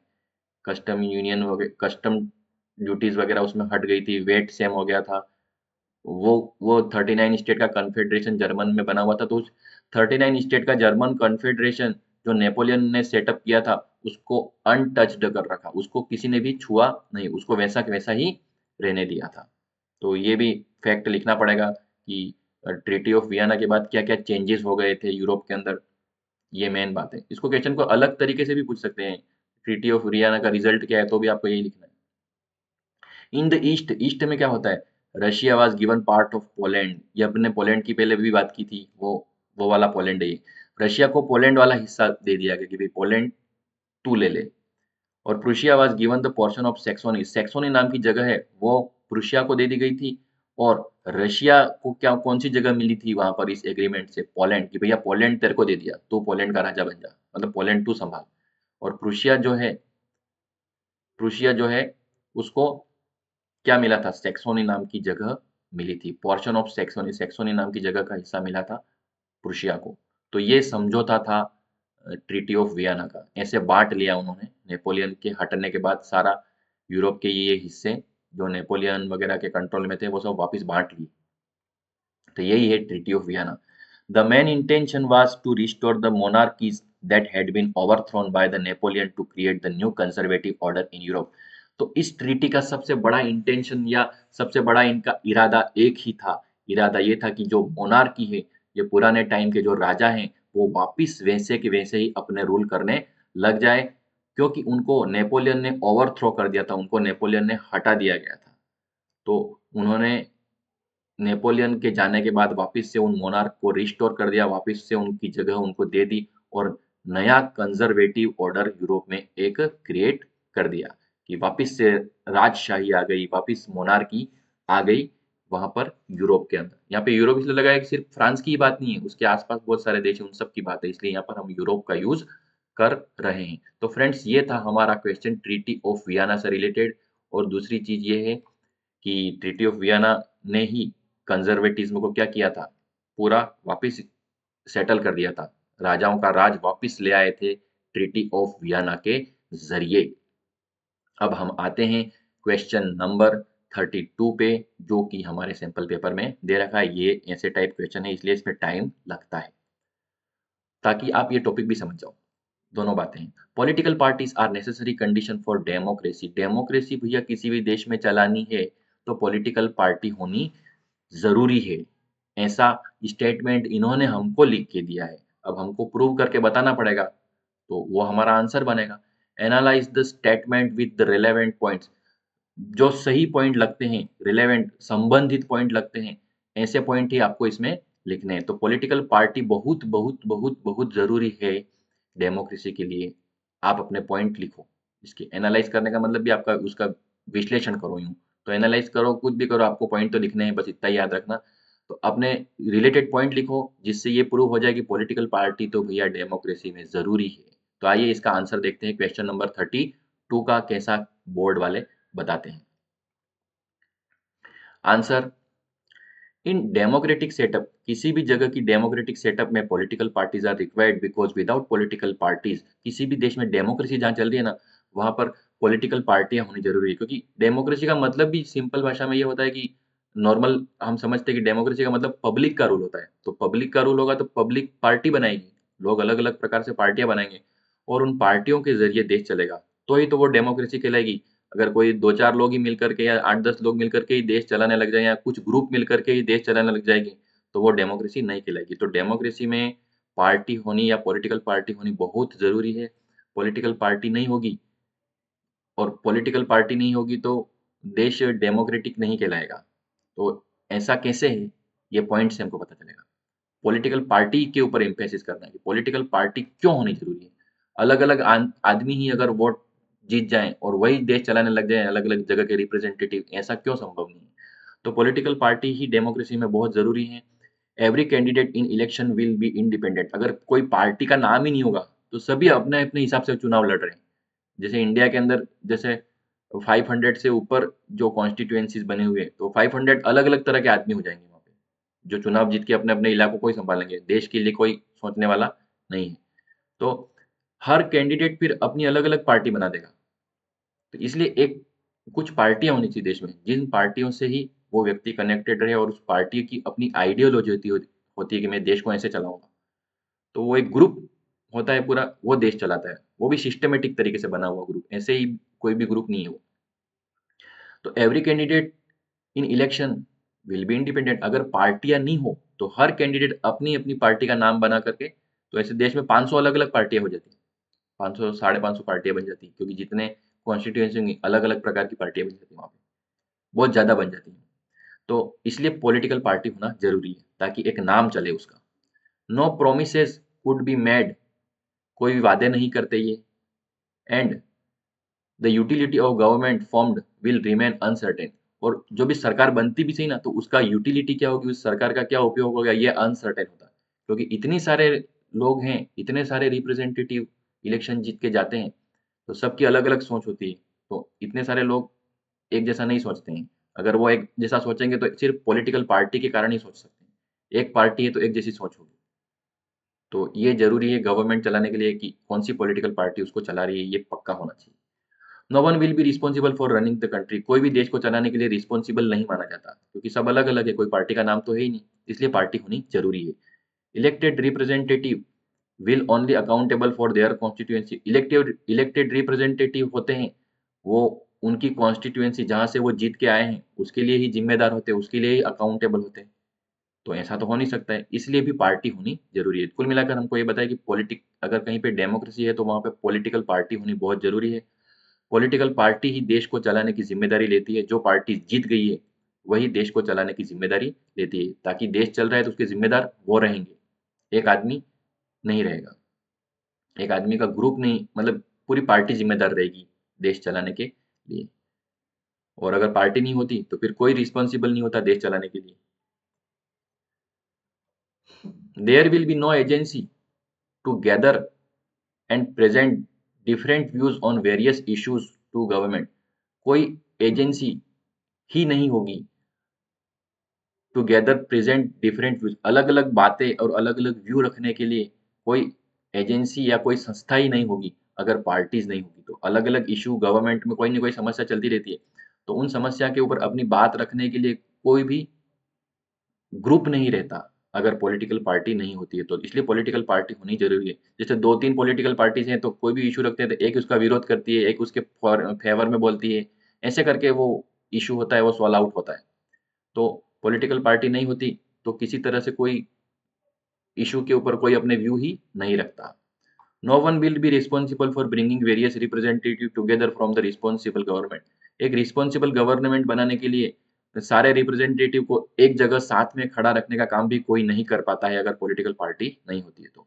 जैसे किसी भारत जैसे देश है तो जहाँ पर जैसे रूल चल रहा है तो बोलते हैं ना कि भाई इस बार तो इस पार्टी ने रूल किया, दूसरी बार दूसरी पार्टी ने रूल किया, तो पूरा पार्टी का नाम आता है कि इस ये 5 साल इन लोगों ने देश चलाया था, या ये इतने साल तक इन लोगों ने देश चलाया था, ये पार्टी का नाम आता है कि इस पार्टी के रूल में ऐसा हुआ था।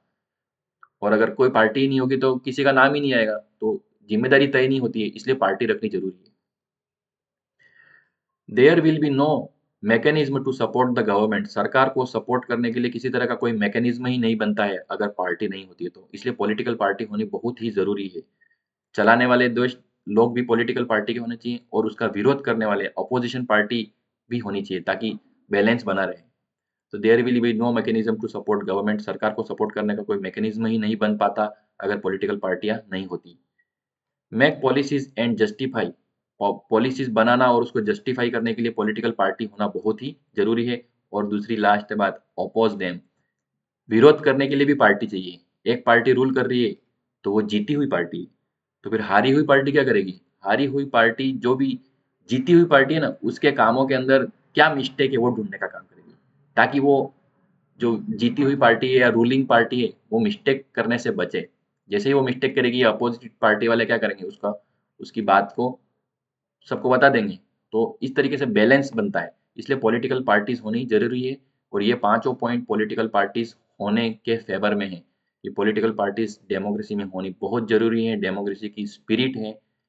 और इन पॉलिटिकल पार्टीज के बिना डेमोक्रेसी सक्सेसफुली रन नहीं की जा सकती है। तो ये 5 पॉइंट इसके फेवर में हो गए। और एनी अदर रेलेवेंट पॉइंट तो कम से कम इसमें दे रखा है वो तो याद कर ही लो, इसमें से कोई भी क्वेश्चन आते हैं तो आपके लिए बेनिफिट हो सकता है। छोटा बड़े रूप में हो सकता है, बड़ा छोटे रूप में आ जाता है, ऐसे आ जाता है, तो आए तो अच्छा है। तो ये हो गया हमारा दूसरा क्वेश्चन। हम देखते हैं, political parties today face several challenges that impact democratic functioning, justify the statement. अब यहाँ पर भी क्वेश्चन जो पूछा है वो पॉलिटिकल पार्टी से रिलेटेड ही पूछा है। इसमें ऐसा बताया गया कि पॉलिटिकल पार्टीज जो हैं आज वो बहुत सारे चैलेंजेस को सामना कर रहे हैं, दैट इम्पैक्ट डेमोक्रेटिक फंक्शनिंग, उससे डेमोक्रेटिक फंक्शनिंग पे असर पड़ता है। पॉलिटिकल पार्टियों में बहुत सारी समस्याएं हैं और उन समस्या का असर किस पे पड़ता है? डेमोक्रेसी पे पड़ता है। तो कैसे पड़ता है इसको हमको बताना है जस्टिफाई करके। 32 का जो हम करने वाले हैं अब और वाला हिस्सा, जो कि है बी। पॉलिटिकल पार्टी जो है उसको कई सारे चैलेंजेस का सामना करना पड़ता है जिससे डेमोक्रेसी के काम पे असर पड़ता है, इम्पैक्ट पड़ता है। कैसे? तो उसका आंसर यहाँ पर है। The first challenge is lack of internal democracy within the party. सबसे पहला चैलेंज पार्टियों के लिए है वो ये है कि पार्टियों के अंदर इंटरनल डेमोक्रेसी नहीं है। डेमोक्रेसी का मतलब क्या होता है? सबको एक साथ लेके चलना। तो पॉलिटिकल पार्टीज में ऐसा हमको कहीं कहीं देखने नहीं मिलता है। लैक ऑफ इंटरनल डेमोक्रेसी, पार्टियों के अंदर भी डेमोक्रेसी नहीं है। वहां पर भी जो ऊपर है वो ऊपर ही बैठा रहता है, नीचे वाले लोगों को जाने का चांस नहीं देता है, ऊपर बढ़ने का, आगे बढ़ने का चांस नहीं मिलता है। तो वहां पे इंटरनल डेमोक्रेसी नहीं है, अंदर अच्छे से व्यवस्थित मामला नहीं है। All over the world there is tendency in the political parties towards the concentration of power in the few hands at the top. पूरी दुनिया के अंदर ये देखा जाता है कि few leader at the top, top leader जो भी है ना, सारी पावर उनके पास में ही होती है। वो एक ही देश की बात नहीं है, सभी देशों में ये चीजें हो रही हैं कि जो टॉप लीडर होते हैं वही रहते हैं टॉप पर, वहां पर जाने का चांस किसी को मिलता ही नहीं है। कॉन्सेंट्रेशन पावर की सारी उसके हाथ में ही होती है। Parties do not keep membership register, parties membership register नहीं रखती हैं। Do not hold organisational meeting, organisational meeting की वो नहीं रखती हैं। And do not conduct internal election regularly, party अपने अंदर भी इलेक्शन नहीं रखती है, मतलब लोगों को बदलने का काम नहीं करती है। वो जो ऊपर है वो ऊपर ही बने रहेंगे, जो बीच में है वो बीच में ही रहेंगे, जो नीचे है वो नीचे ही रहेंगे। ऐसा इसका स्ट्रक्चर बना हुआ रहता है। तो इसके अंदर भी इंटरनल इलेक्शन नहीं होते, पार्टी के अंदर अंदर भी इलेक्शन करके जगहों को बदलने का काम नहीं करते हैं ये, लोगों को नहीं बदलते हैं, वैसे ही पड़े रहने देते हैं। Ordinary members of the party do not gate sufficient information on what happen inside the party, party के अंदर क्या हो रहा है वो उनके ऑर्डिनरी मेंबर्स को पता ही नहीं रहता है। They do not have the means, उनके पास कोई तरीका भी नहीं होता है, और connection needed to influence the decision, party क्या डिसीजन लेना चाहती है उसको छोटे मेंबर होते हैं वो उसके ऊपर कुछ भी नहीं कर सकते हैं। वो बस छोटे बन के बैठे रहते हैं, उनको ऊपर जाने का चांस ही नहीं मिलता है। पार्टी के डिसीजन को इन्फ्लुएंस या प्रभावित नहीं कर सकते हैं जो छोटे मेंबर होते हैं वो, और बड़े जो लीडर होते हैं वही पार्टी को अपने हिसाब से चलाते रहते हैं। ये एक जो पॉलिटिकल पार्टीज के अंदर जो समस्या है वो इसका एक पॉइंट होता है कि जो चैलेंज है, ये एक चैलेंज हुआ ये। Second challenge, the dynastic succession is result related to the first one. और जो पहला जो है उसमें उससे रिलेटेड एक चीज है, डायनेस्टिक सक्सेशन होता है। डायनेस्टिक सक्सेशन का मतलब होता है जो जो आदमी एक पार्टी का नेता है बहुत बड़ा, और अगर वो हट जाता है तो उसका बेटा या उसकी बेटी या उसका रिलेशन वाला ही उसके अंदर नेता बन जाता है। तो ये डायनेस्टिक सक्सेशन है, मतलब राजा के बाद उसका बेटा राजा बनता है। वैसे किसी पार्टी का जो लीडर होता है, अगर वो हटता है तो उसका बेटा उसकी जगह लीडर बन जाता है। तो ये चीज चलती है इसमें। Since most political parties do not practice open and transparent procedure for their functioning, तो ज्यादातर पॉलिटिकल पार्टीज है ना ट्रांसपेरेंट काम नहीं करती है, मतलब सबको समझ में आए, सबको दिखे, ऐसा कोई प्रोसीजर नहीं रखती है। There are very few ways for an ordinary worker to rise to the top in the party। ऐसे बहुत ही कम चांस मिलते हैं जिसमें एक छोटा या ऑर्डिनरी व्यक्ति है, वो ऑर्डिनरी वर्कर है, वो पार्टी के टॉप तक पहुंच जाए। ऐसे चांस बहुत कम मिलते हैं, कोई ऐसे तरीके नहीं मिलते हैं कि उसको ऊपर जा पाए। वो ऑर्डिनरी ही रहेगा, भले वो पार्टी से कितने भी साल से जुड़ा हुआ है। Those who happen to be the leaders are in the position of unfair parties। जो those who are those who are happen to be the leader in the position of unfair advantage to favor the people close to them, even their family member। जो party के leader हैं, leader की position पे हैं, वो अपने जो close लोग हैं उनको फायदा पहुंचाने के लिए अनफेयर तरीके अपनाते हैं, और अपने जो फैमिली मेंबर हैं उनको भी फायदा पहुंचाने के लिए अनफेयर तरीके से का यूज करते हैं। In many parties the top positions are always controlled by the member of one family. बहुत सी पार्टीज के अंदर तो टॉप पोजीशन होती है, पार्टी की टॉप पोजीशन होती है ना, उसमें फैमिली के मेंबर ही एक ही फैमिली के मेंबर होते हैं। पार्टी की टॉप पोजीशन पर उसी फैमिली के मेंबर मिलेंगे, दूसरे लोगों को उसके अंदर आने ही नहीं देते हैं। तो एक परिवार ही पूरी पार्टी को चला रहा है, ऐसा भी कहीं कहीं देखा जा सकता है, और ये पूरी दुनिया में ऐसा हो सकता है। सबके बारे में बता रखा है। Third challenge is about growing role of money and muscle power. अब इसमें थर्ड चैलेंज हमको पॉइंट ध्यान रखना है यहाँ पर, जैसे domestic success dynastic succession point बन गया, वैसे इसमें पॉइंट बन जाता है मनी एंड मसल पावर, पैसा और ताकत। तो पॉलिटिकल पार्टीज में अभी भी पैसे और ताकत से रूल किया जाता है, specially during the election. Election के अंदर पैसे का बहुत यूज होता है, और ताकत और डर से भी वोट डलवाए जाते हैं, और पैसे दे करके भी कई बार वोट डलवाए जाते हैं। Since parties are focused only on winning election, क्योंकि पार्टी को सिर्फ जीतने से मतलब है, इसलिए उसके लिए वो मनी और मसल पावर यूज करने लग जाते हैं। दे टेंड का मतलब होता है झुकाव होना, किसी काम के प्रति, किसी चीज के प्रति झुकाव होने को वो करना।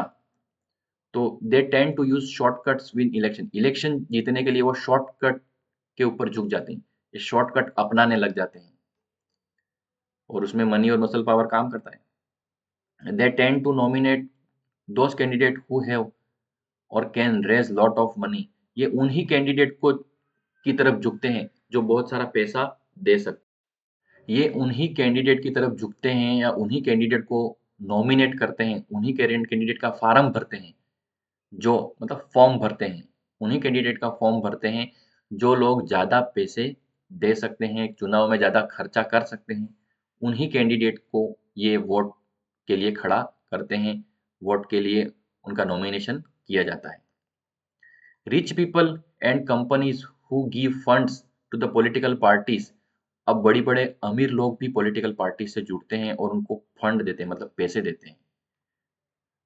Tend to have influence on the policies. लेकिन ये भी पैसे क्यों दे रहे हैं? ताकि जब पार्टी आ जाए जीत करके, तो उनका झुकाव उस अमीर लोगों की तरफ रहे और उन कंपनी की तरफ रहे, और डिसीजन मेकिंग करते समय वो उन कंपनियों का ध्यान रखें कि ऐसी पॉलिसीज या ऐसे डिसीजन ले जिसका फायदा उन कंपनीज को मिले और उन रिच पीपल को मिले। इसके लिए भी रिच पीपल फंड देते हैं और पार्टी रिच पीपल का फंड से चुनाव जीत जाती है और फिर जो भी पॉलिसीज और डिसीजन लेती है वो उन कंपनीज के फेवर में लेने का काम करने लग जाती है। तो ये भी एक तरह से जो पॉलिटिकल पार्टीज हैं उसके लिए चैलेंज है कि ऐसा होना गलत है, अनफेयर है। फोर्थ चैलेंज पॉलिटिकल पार्टीज के लिए, फोर्थ चैलेंज क्या है? Is very often practice do not seem to offer meaningful choice to voter. वोटरों को कोई मीनिंगफुल चॉइस नहीं मिलती। वोटर जैसे दो अलग अलग पार्टियों को वोट दे रहा है तो वोटर के लिए दोनों में कोई स्पेशल नहीं है, दोनों एक ही तरह के हैं, बस पार्टियों के नाम अलग अलग हैं, बल्कि वो नेता एक ही जैसे हैं, ऐसा इसमें दिखता है कि वोटर के सामने अगर तीन लीडर है ना तो तीनों लीडरों में कोई स्पेशल अंतर नहीं है, तीनों एक जैसे ही हैं, बस उनकी पार्टी के नाम अलग अलग हैं, वो काम तो वैसा ही करेंगे जैसा चाहते हैं, आपस में वो एक जैसे ही रहते हैं, अंदर से मिले हुए रहते हैं। To offer meaningful choice party must significantly different, party बिल्कुल अलग अलग होनी चाहिए। In recent years this has been decline in ideological differences among the parties in the most part of the world. World के अंदर बहुत सारे देश हैं और वहाँ पे अलग अलग पार्टियां हैं तो उसके आइडियोलॉजिकल डिफरेंसेस कोई ज़्यादा नहीं दिखते। पार्टीज की आइडियोलॉजी या उसकी जो सोच होती है ना वो अंदर से एक जैसी ही रहती है, बस खाली ऊपर से उनके नाम अलग अलग होते हैं। तो दुनिया के अंदर ये देखा गया है। For example difference between labour party and conservative party in Britain was is very little. Britain के अंदर दो पार्टियां हैं क्योंकि वहाँ पे टू पार्टी सिस्टम है, भारत में मल्टी पार्टी सिस्टम है। तो ब्रिटेन में लेबर पार्टी है और कंजर्वेटिव पार्टी है। इन पार्टियों के अंदर अगर आप उनके काम करने के तरीके या इनकी जो सोच है अगर उसमें कुछ देखना चाहोगे तो कोई ज़्यादा डिफरेंस नज़र नहीं आएगा। दोनों में से कोई भी रूल करे रूल वैसा ही चलता रहेगा, ऐसा लोगों को लगता है।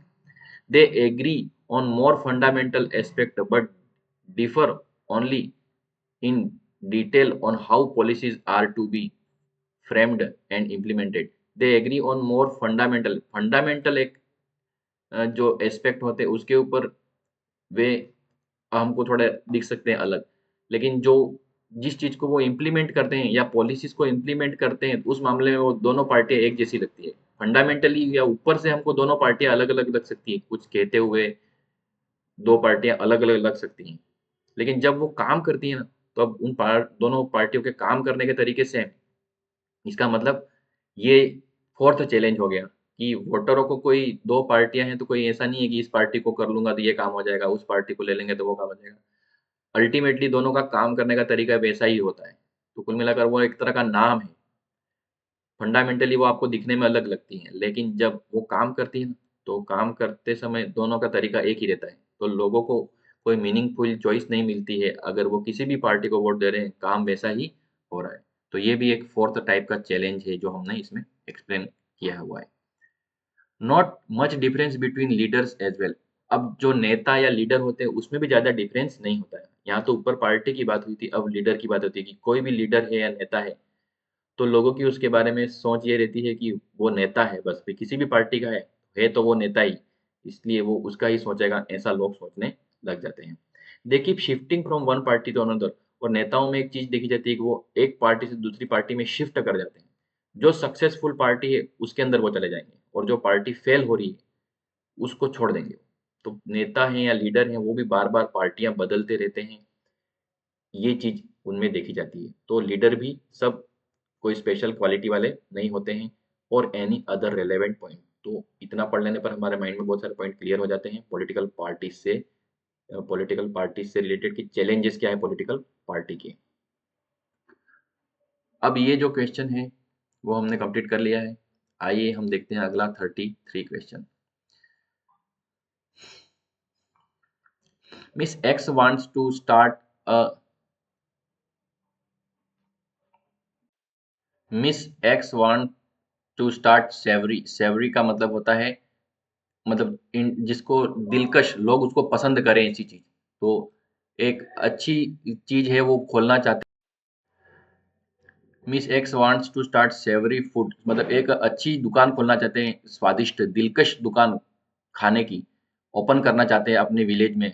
Miss X she wants to supplement her income to raise the standard of living for her family. वो अपनी फैमिली को का जो इनकम है वो बढ़ाने के लिए कुछ और काम करना चाहते हैं। हाउ डू यू थिंक, आप कैसे सोचोगे, self help group can help support your answer with reason, कि सेल्फ हेल्प ग्रुप किसी की इनकम बढ़ाने में या किसी का जॉब वगैरह धंधा वगैरह बढ़ाने में कैसे हेल्प कर सकते हैं किसी की, इसका जवाब हम कैसे। तो she wants to supplement her income, वह अपनी इनकम को बढ़ाना चाहते हैं, इनकम के अंदर कुछ और इंक्रीमेंट करना चाहते हैं, रेस करना चाहते हैं, इनकम को raise the standard of living, अपनी जिंदगी का जो लेवल है उसको भी बढ़ाना चाहते हैं, स्टैंडर्ड ऑफ लिविंग हो उसको बढ़ाना चाहते हैं। तो वो क्या कर रही है, वह Savoy food store, Savoy food store मतलब बहुत ही अच्छा, एक दिलकश, अट्रैक्ट हो जाए लोग खाने के लिए, ऐसा फूड स्टोर खोलना चाहती है।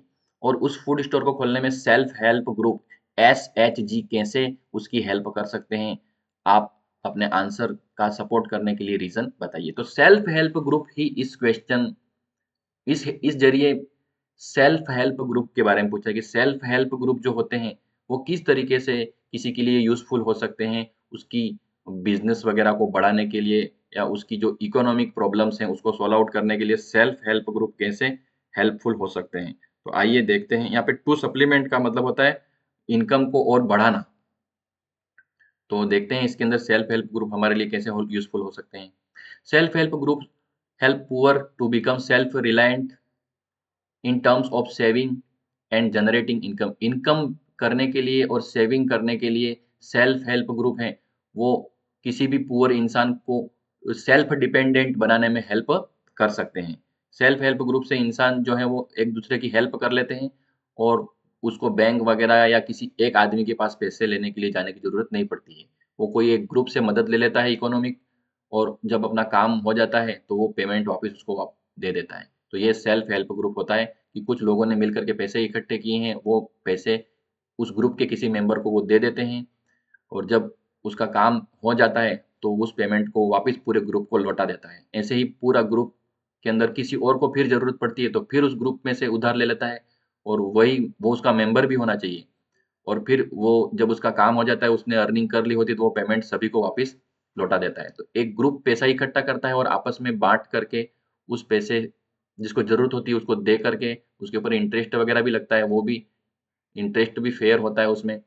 तो ठीक-ठाक होता है वो वाला इंटरेस्ट, तो उससे उनका काम हो जाता है और कोई और उसका एक्सप्लॉइटेशन नहीं करता है। और जब उसका काम हो जाता है किसी भी व्यक्ति का तो वो पेमेंट वापस कर देता है। ये सेल्फ हेल्प ग्रुप है और ये पुअर लोगों को बिना किसी ज़्यादा तकलीफ के लोन वगैरह दे पाता है, ताकि वो अपने जो चाहे वो जॉब या धंधा खोल के आगे बढ़ सके या अपनी ज़रूरतें पूरा कर सके। Can avail the facility of loan from formal sources like bank at low rate of interest.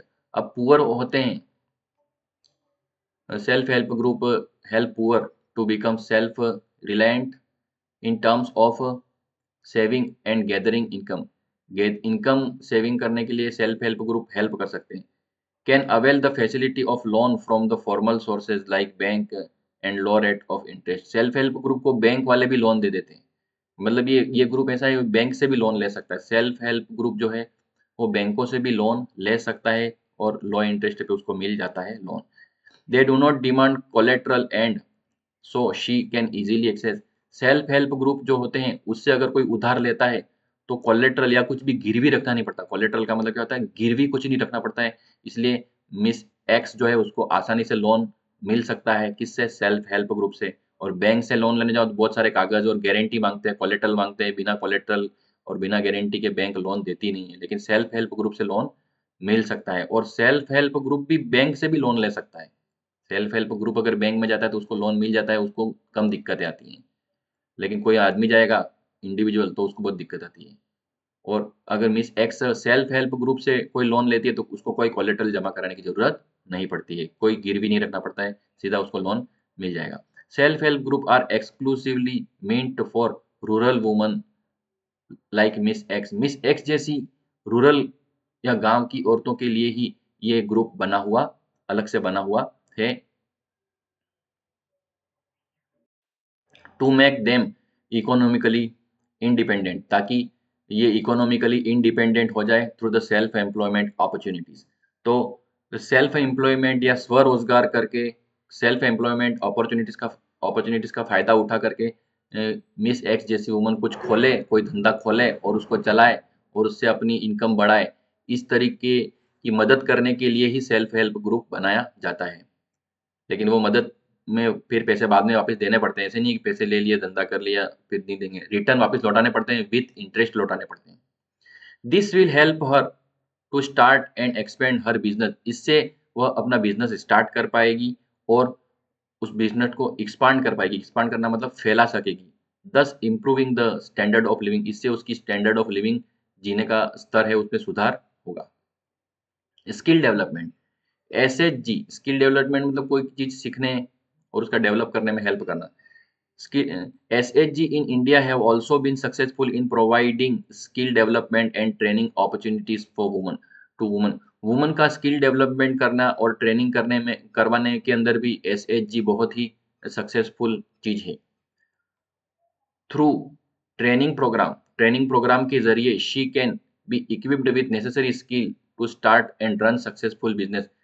Training programme से कोई भी स्किल है, उसमें कोई भी महिला है, वो क्या हो जा सकती है, इक्विप्ड हो सकती है, मतलब उसमें ट्रेंड हो सकती है और वो सब चीज़ें सीख सकती है और सीखने के बाद एक सक्सेसफुल बिजनेस रन कर सकती है। तो एसएचजी है वो फीमेल को बहुत ही सपोर्ट करने का काम कर सकता है, उनकी लाइफ में चेंज भी ला सकता है अगर उनमें टैलेंट है तो। सोशल एम्पावरमेंट, सोशल एम्पावरमेंट का मतलब होता है सोशल, जैसे लोग इकट्ठे होते हैं तो उसमें उनका भी एक ग्रुप है वो पावरफुल बनता है कि सोशल इंप्रूवमेंट होता है उसके अंदर। By providing platform for woman to come together, इसमें लोग साथ में, महिलाएं साथ में मिलके बैठती हैं सेल्फ हेल्प ग्रुप में। शेयर देयर एक्सपीरियंसेस, वो अपने एक्सपीरियंसेस शेयर करती हैं। एंड सपोर्ट ईच अदर, एक दूसरे को सपोर्ट भी करती हैं और एक एक दूसरे की कोई घर की समस्या होती है उसके बारे में भी डिस्कस कर लेते हैं और उसका सोल्यूशन कैसे निकलेगा ऐसा भी सोचते हैं। तो ये कहलाता है social empowerment. SHG have empowered woman to take charge of their lives, अपनी खुद की जिंदगी जो है उसकी जो चार्ज है वो खुद लें। इस मामले में वो एम्पावर हो जाती हैं और become active participants in their communities, और अपनी कम्युनिटीज में वो एक्टिव पार्टिसिपेंट्स का रोल प्ले करने लग जाती हैं। तो ये भी सेल्फ हेल्प ग्रुप का बेनिफिट है कि मतलब वो बाहर निकलते हैं और फिर कुछ सोचना, डिस्कस करना और कुछ नया काम करना, किसी के इम्प्रूवमेंट के लिए कुछ अच्छा कर सकते हैं वो भी करना, मतलब सोशल वर्क भी इसके अंदर कर सकते हैं।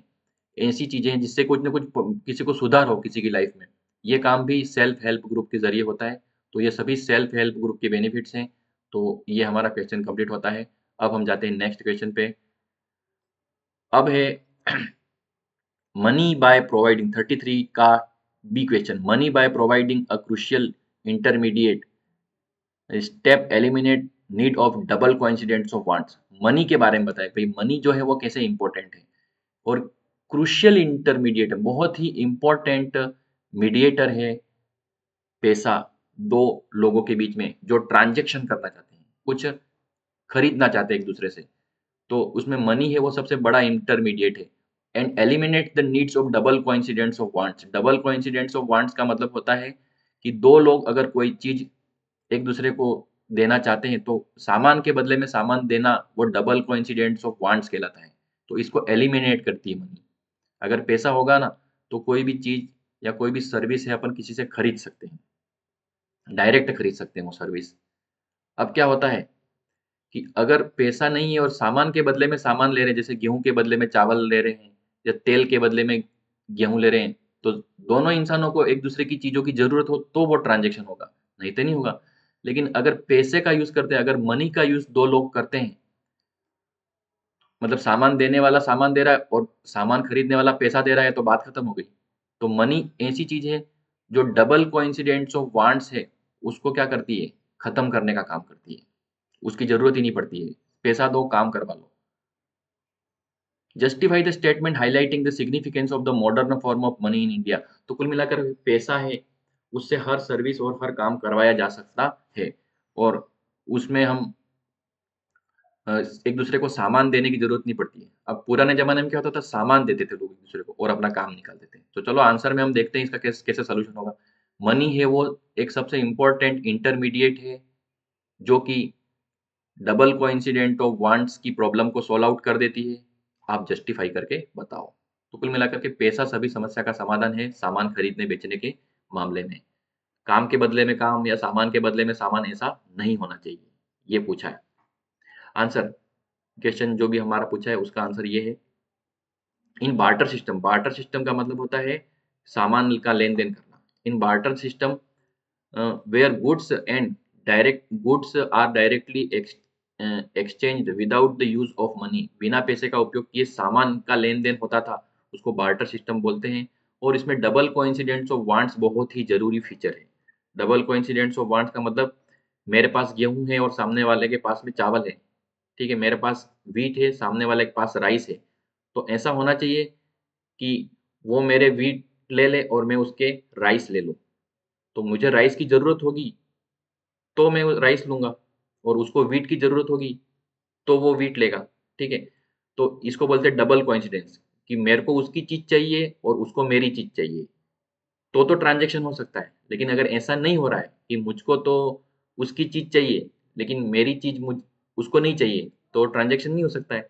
बस इसी को बोलते हैं डबल कोइंसिडेंट ऑफ वांट्स, कि दोनों को एक दूसरे की चीज की जरूरत होनी चाहिए, और ऐसा नहीं है तो वो ट्रांजैक्शन नहीं हो सकता है। In contrast, an economy where money is used, money by providing crucial intermediate step eliminates the need of double coincident of wants। लेकिन अगर हमारे पास पैसे हैं तो हम पैसे के बदले में कोई भी सामान किसी से भी खरीद सकते हैं। बदले में हम पैसे दे देंगे, वो पैसे ले जाएगा और पैसे से उसको जो चीज चाहिए वो खरीद लेगा। तो इसलिए मनी जो है वो इंपॉर्टेंट होती है, और सामान के बदले में सामान देना ये एक अच्छा तरीका नहीं है ट्रांजेक्शन करने का, क्योंकि सामने वाले को वो सामान की जरूरत हो नहीं हो कोई जरूरी नहीं है।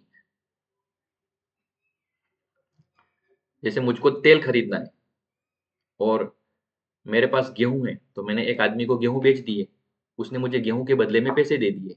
अब मैं पैसे लेकर किसी ऐसे आदमी के पास गया जिसके पास तेल है, और पैसे से मैंने तेल खरीद लिया।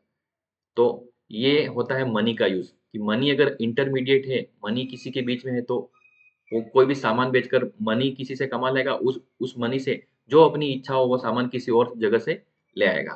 तो ये मनी का रोल होता है हमारी लाइफ में।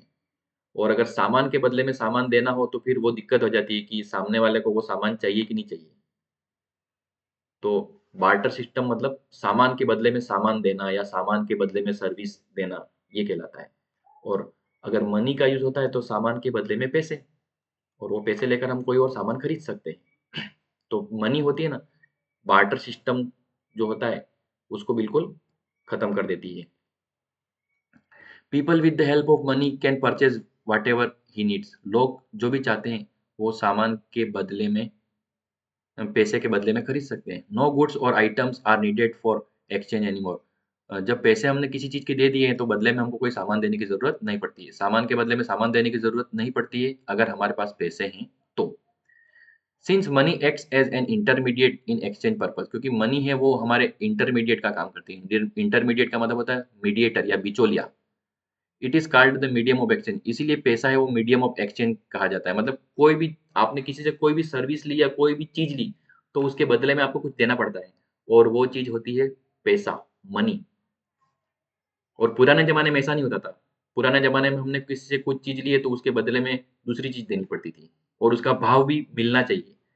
और इसी चीज को बार्टर सिस्टम बोलते हैं। तो वो बहुत दिक्कत होती थी पहले, कि मेरे को जो चीज वो दे रहा है सामने वाला वो मुझे चाहिए ही नहीं, लेकिन मेरी चीज उसको चाहिए। तो अब दोनों की जरूरतें एक जैसी हों तो ही double coincidence of wants create होगा। डबल कोइंसिडेंस ऑफ वांट्स को हम आवश्यकता का दोहरा संयोग कहते हैं।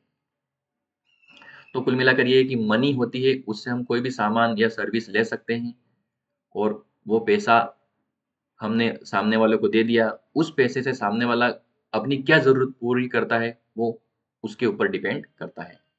Modern form of money include currency.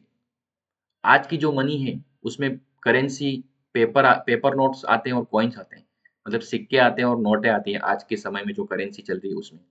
Unlike the things that were used money earlier, पहले के जमाने में जो पैसा यूज होता था, पैसे के रूप में जो यूज होता था, modern currency is not made precious metals such as gold, silver and copper. पहले के ज़माने में गोल्ड के सिक्के, सिल्वर के सिक्के और कॉपर के सिक्के होते थे, और उस सिक्के की वैल्यू भी उसके अंदर कितने रुपये का है उस आधार पे होती थी वो। जैसे एक सोने का सिक्का है और वो सोने का सिक्का 10,000 रुपये के बराबर है, इसका मतलब उसमें 10,000 का सोना लगा हुआ है। ऐसे होता था पहले। लेकिन आज जो नोट हम यूज़ कर रहे हैं या जो कॉइन यूज़ कर रहे हैं, उस कॉइन के अंदर या उस नोट की वैल्यू नहीं है कुछ भी। वो तो सिर्फ गवर्नमेंट ने ऑथराइज़ कर रखी है, इसलिए हम यूज़ कर सकते हैं। And unlike grain and cattle, they are neither of everybody's use, everyday's use. तो जैसे ग्रेन और केटल जो होते हैं, उसकी तरह हम आज जो करेंसी है उसको ऐसे यूज़ कर रहे हैं।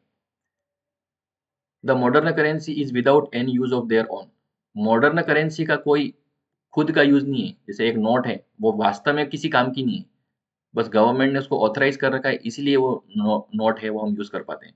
जबकि ग्रेन और केटल है, उसको तो हम उसका रियल यूज कर सकते हैं। ग्रेन और केटल, किसी के पास अनाज है, पशु है, तो उसका डेली लाइफ में यूज होता है, क्योंकि पुराने जमाने में ग्रेन और केटल ही करेंसी हुआ करती थी। एक्सचेंज में इनका यूज होता था। अनाज के बदले में कोई काम करवा लेते हैं, अनाज के बदले में कोई दूसरा अनाज ले लेते हैं, पशु दे करके अपना कर्जा चुका देते हैं। ऐसा पुराने ज़माने में लोग करते थे। तो अनाज और पशु की अपनी खुद की वैल्यू है, लेकिन जो नोट होती है और करेंसी, आज की जो मॉडर्न करेंसी है ना, अब पुराने ज़माने की बात मत करना, गोल्ड, सिल्वर इनकी तो अपनी वैल्यू है। सोने के सिक्के की कीमत उतनी ही होती जितना रुपये का उसमें सोना होता है। लेकिन जो मॉडर्न करेंसी या नोट है ना, उस नोट की कोई वैल्यू नहीं है, वो सिर्फ कागज़ है और उस कागज़ पर एक सरकारी नंबर लिखा हुआ है। इसलिए वो नोट चलती है। जिस दिन सरकार ने ऑर्डर निकाल दिया कि ये नोट बंद है, तो उस नोट को कोई नहीं खरीदेगा, सिर्फ बैंक को वापस देनी पड़ेगी वो। तो मॉडर्न करेंसी की कोई वैल्यू नहीं है, सिर्फ गवर्नमेंट ने उसको ऑथराइज कर रखा है, इसीलिए वो हमारे लिए काम की है। It is accepted as the medium of exchange because the currency authorised by the government of the country. तो जो हमारी करेंसी है वो क्यों ऑथराइज है? क्योंकि सरकार ने उसको ऑथराइज कर रखा है, इसलिए वो यूजफुल है। In India, reserve bank of India issues currency notes on behalf of central government. Bharat के अंदर जो रिजर्व बैंक ऑफ इंडिया है, वो सभी को करेंसी इशू करती है, वो सभी को पैसा इशू करती है सेंट्रल गवर्नमेंट के बिहाफ पे। सेंट्रल गवर्नमेंट जो नोटें हैं वो देश में फैलाना चाहती है, सबको नोट देना चाहती है, और वो नोट छापने का काम रिजर्व बैंक करती है। रिजर्व बैंक है वो बैंक्स को देती है, और बैंक के जरिए नोट हमारे पास आता है। एज पर इंडियन लॉ के हिसाब से no other individual or organisation is allowed to use currency. Indian law, no other individual or organisation is allowed to use issue currency. Issue मतलब नोट जो छापने का काम है, भाई नोट जो छापने का काम है, सिक्के जो छापने का काम है, वो सिर्फ सरकार ही कर सकती है। रिजर्व बैंक ऑफ इंडिया ही सिक्के और नोटें छाप करके लोगों के अंदर काम के लिए दे सकती है। उसके अलावा कोई भी अपनी मर्जी से नोटें नहीं छाप सकता है, तो बहुत बड़ा क्राइम हो जाएगा। फिर तो कहीं पे भी कोई भी नोट छाप देगा, फिर नोट की वैल्यू खत्म हो जाएगी। तो करेंसी इशू करने का काम, करेंसी छापने का काम सिर्फ रिजर्व बैंक ऑफ इंडिया करती है, और रिजर्व बैंक ऑफ इंडिया किसकी है? गवर्नमेंट ऑफ इंडिया की है। इसलिए करेंसी वही इशू कर सकती है, उसके अलावा कोई और नोटें छापने का काम नहीं कर सकता है, वो क्राइम है। Moreover, the law legalizes the use of rupees as a medium of payment that cannot be refused in settling transactions in India. अब कानून से ये लीगलाइज किया गया है कि भारत के अंदर कुछ भी ट्रांजैक्शन करना है तो वो रुपये में होगा, और उसको रुपये में ट्रांजैक्शन करने से कोई रोक नहीं सकता है।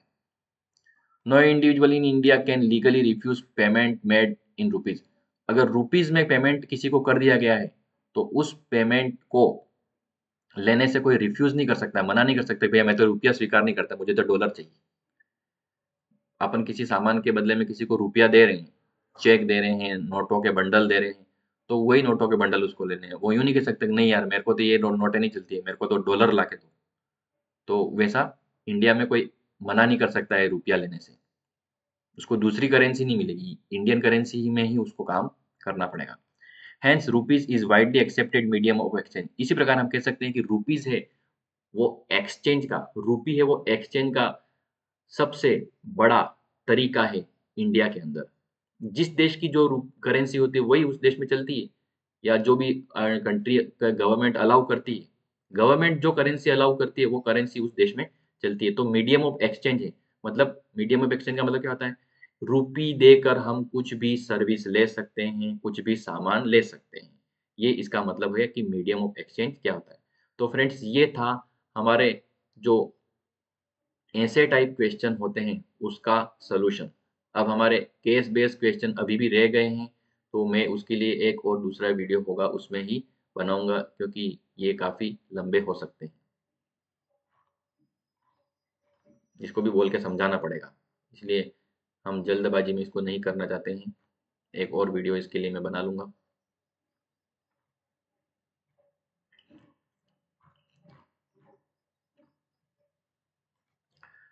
तो फ्रेंड्स इस वीडियो में हमने देख लिया है, इस वीडियो में हमने ऐसे type question, long answer type question देख लिया। केस बेस्ड एक्सप्लेनेशन है वो अगला एक थर्ड वीडियो बना दूंगा, उसके अंदर आपके लिए कर दूंगा ताकि आप इजीली इसको समझ पाएँ। और एक्सप्लेनेशन में ऐसा चाहता हूँ कि मैं ऐसा धीरे-धीरे एक्सप्लेनेशन करूँ ताकि उसका कांसेप्ट आपके माइंड में क्लियर हो जाए।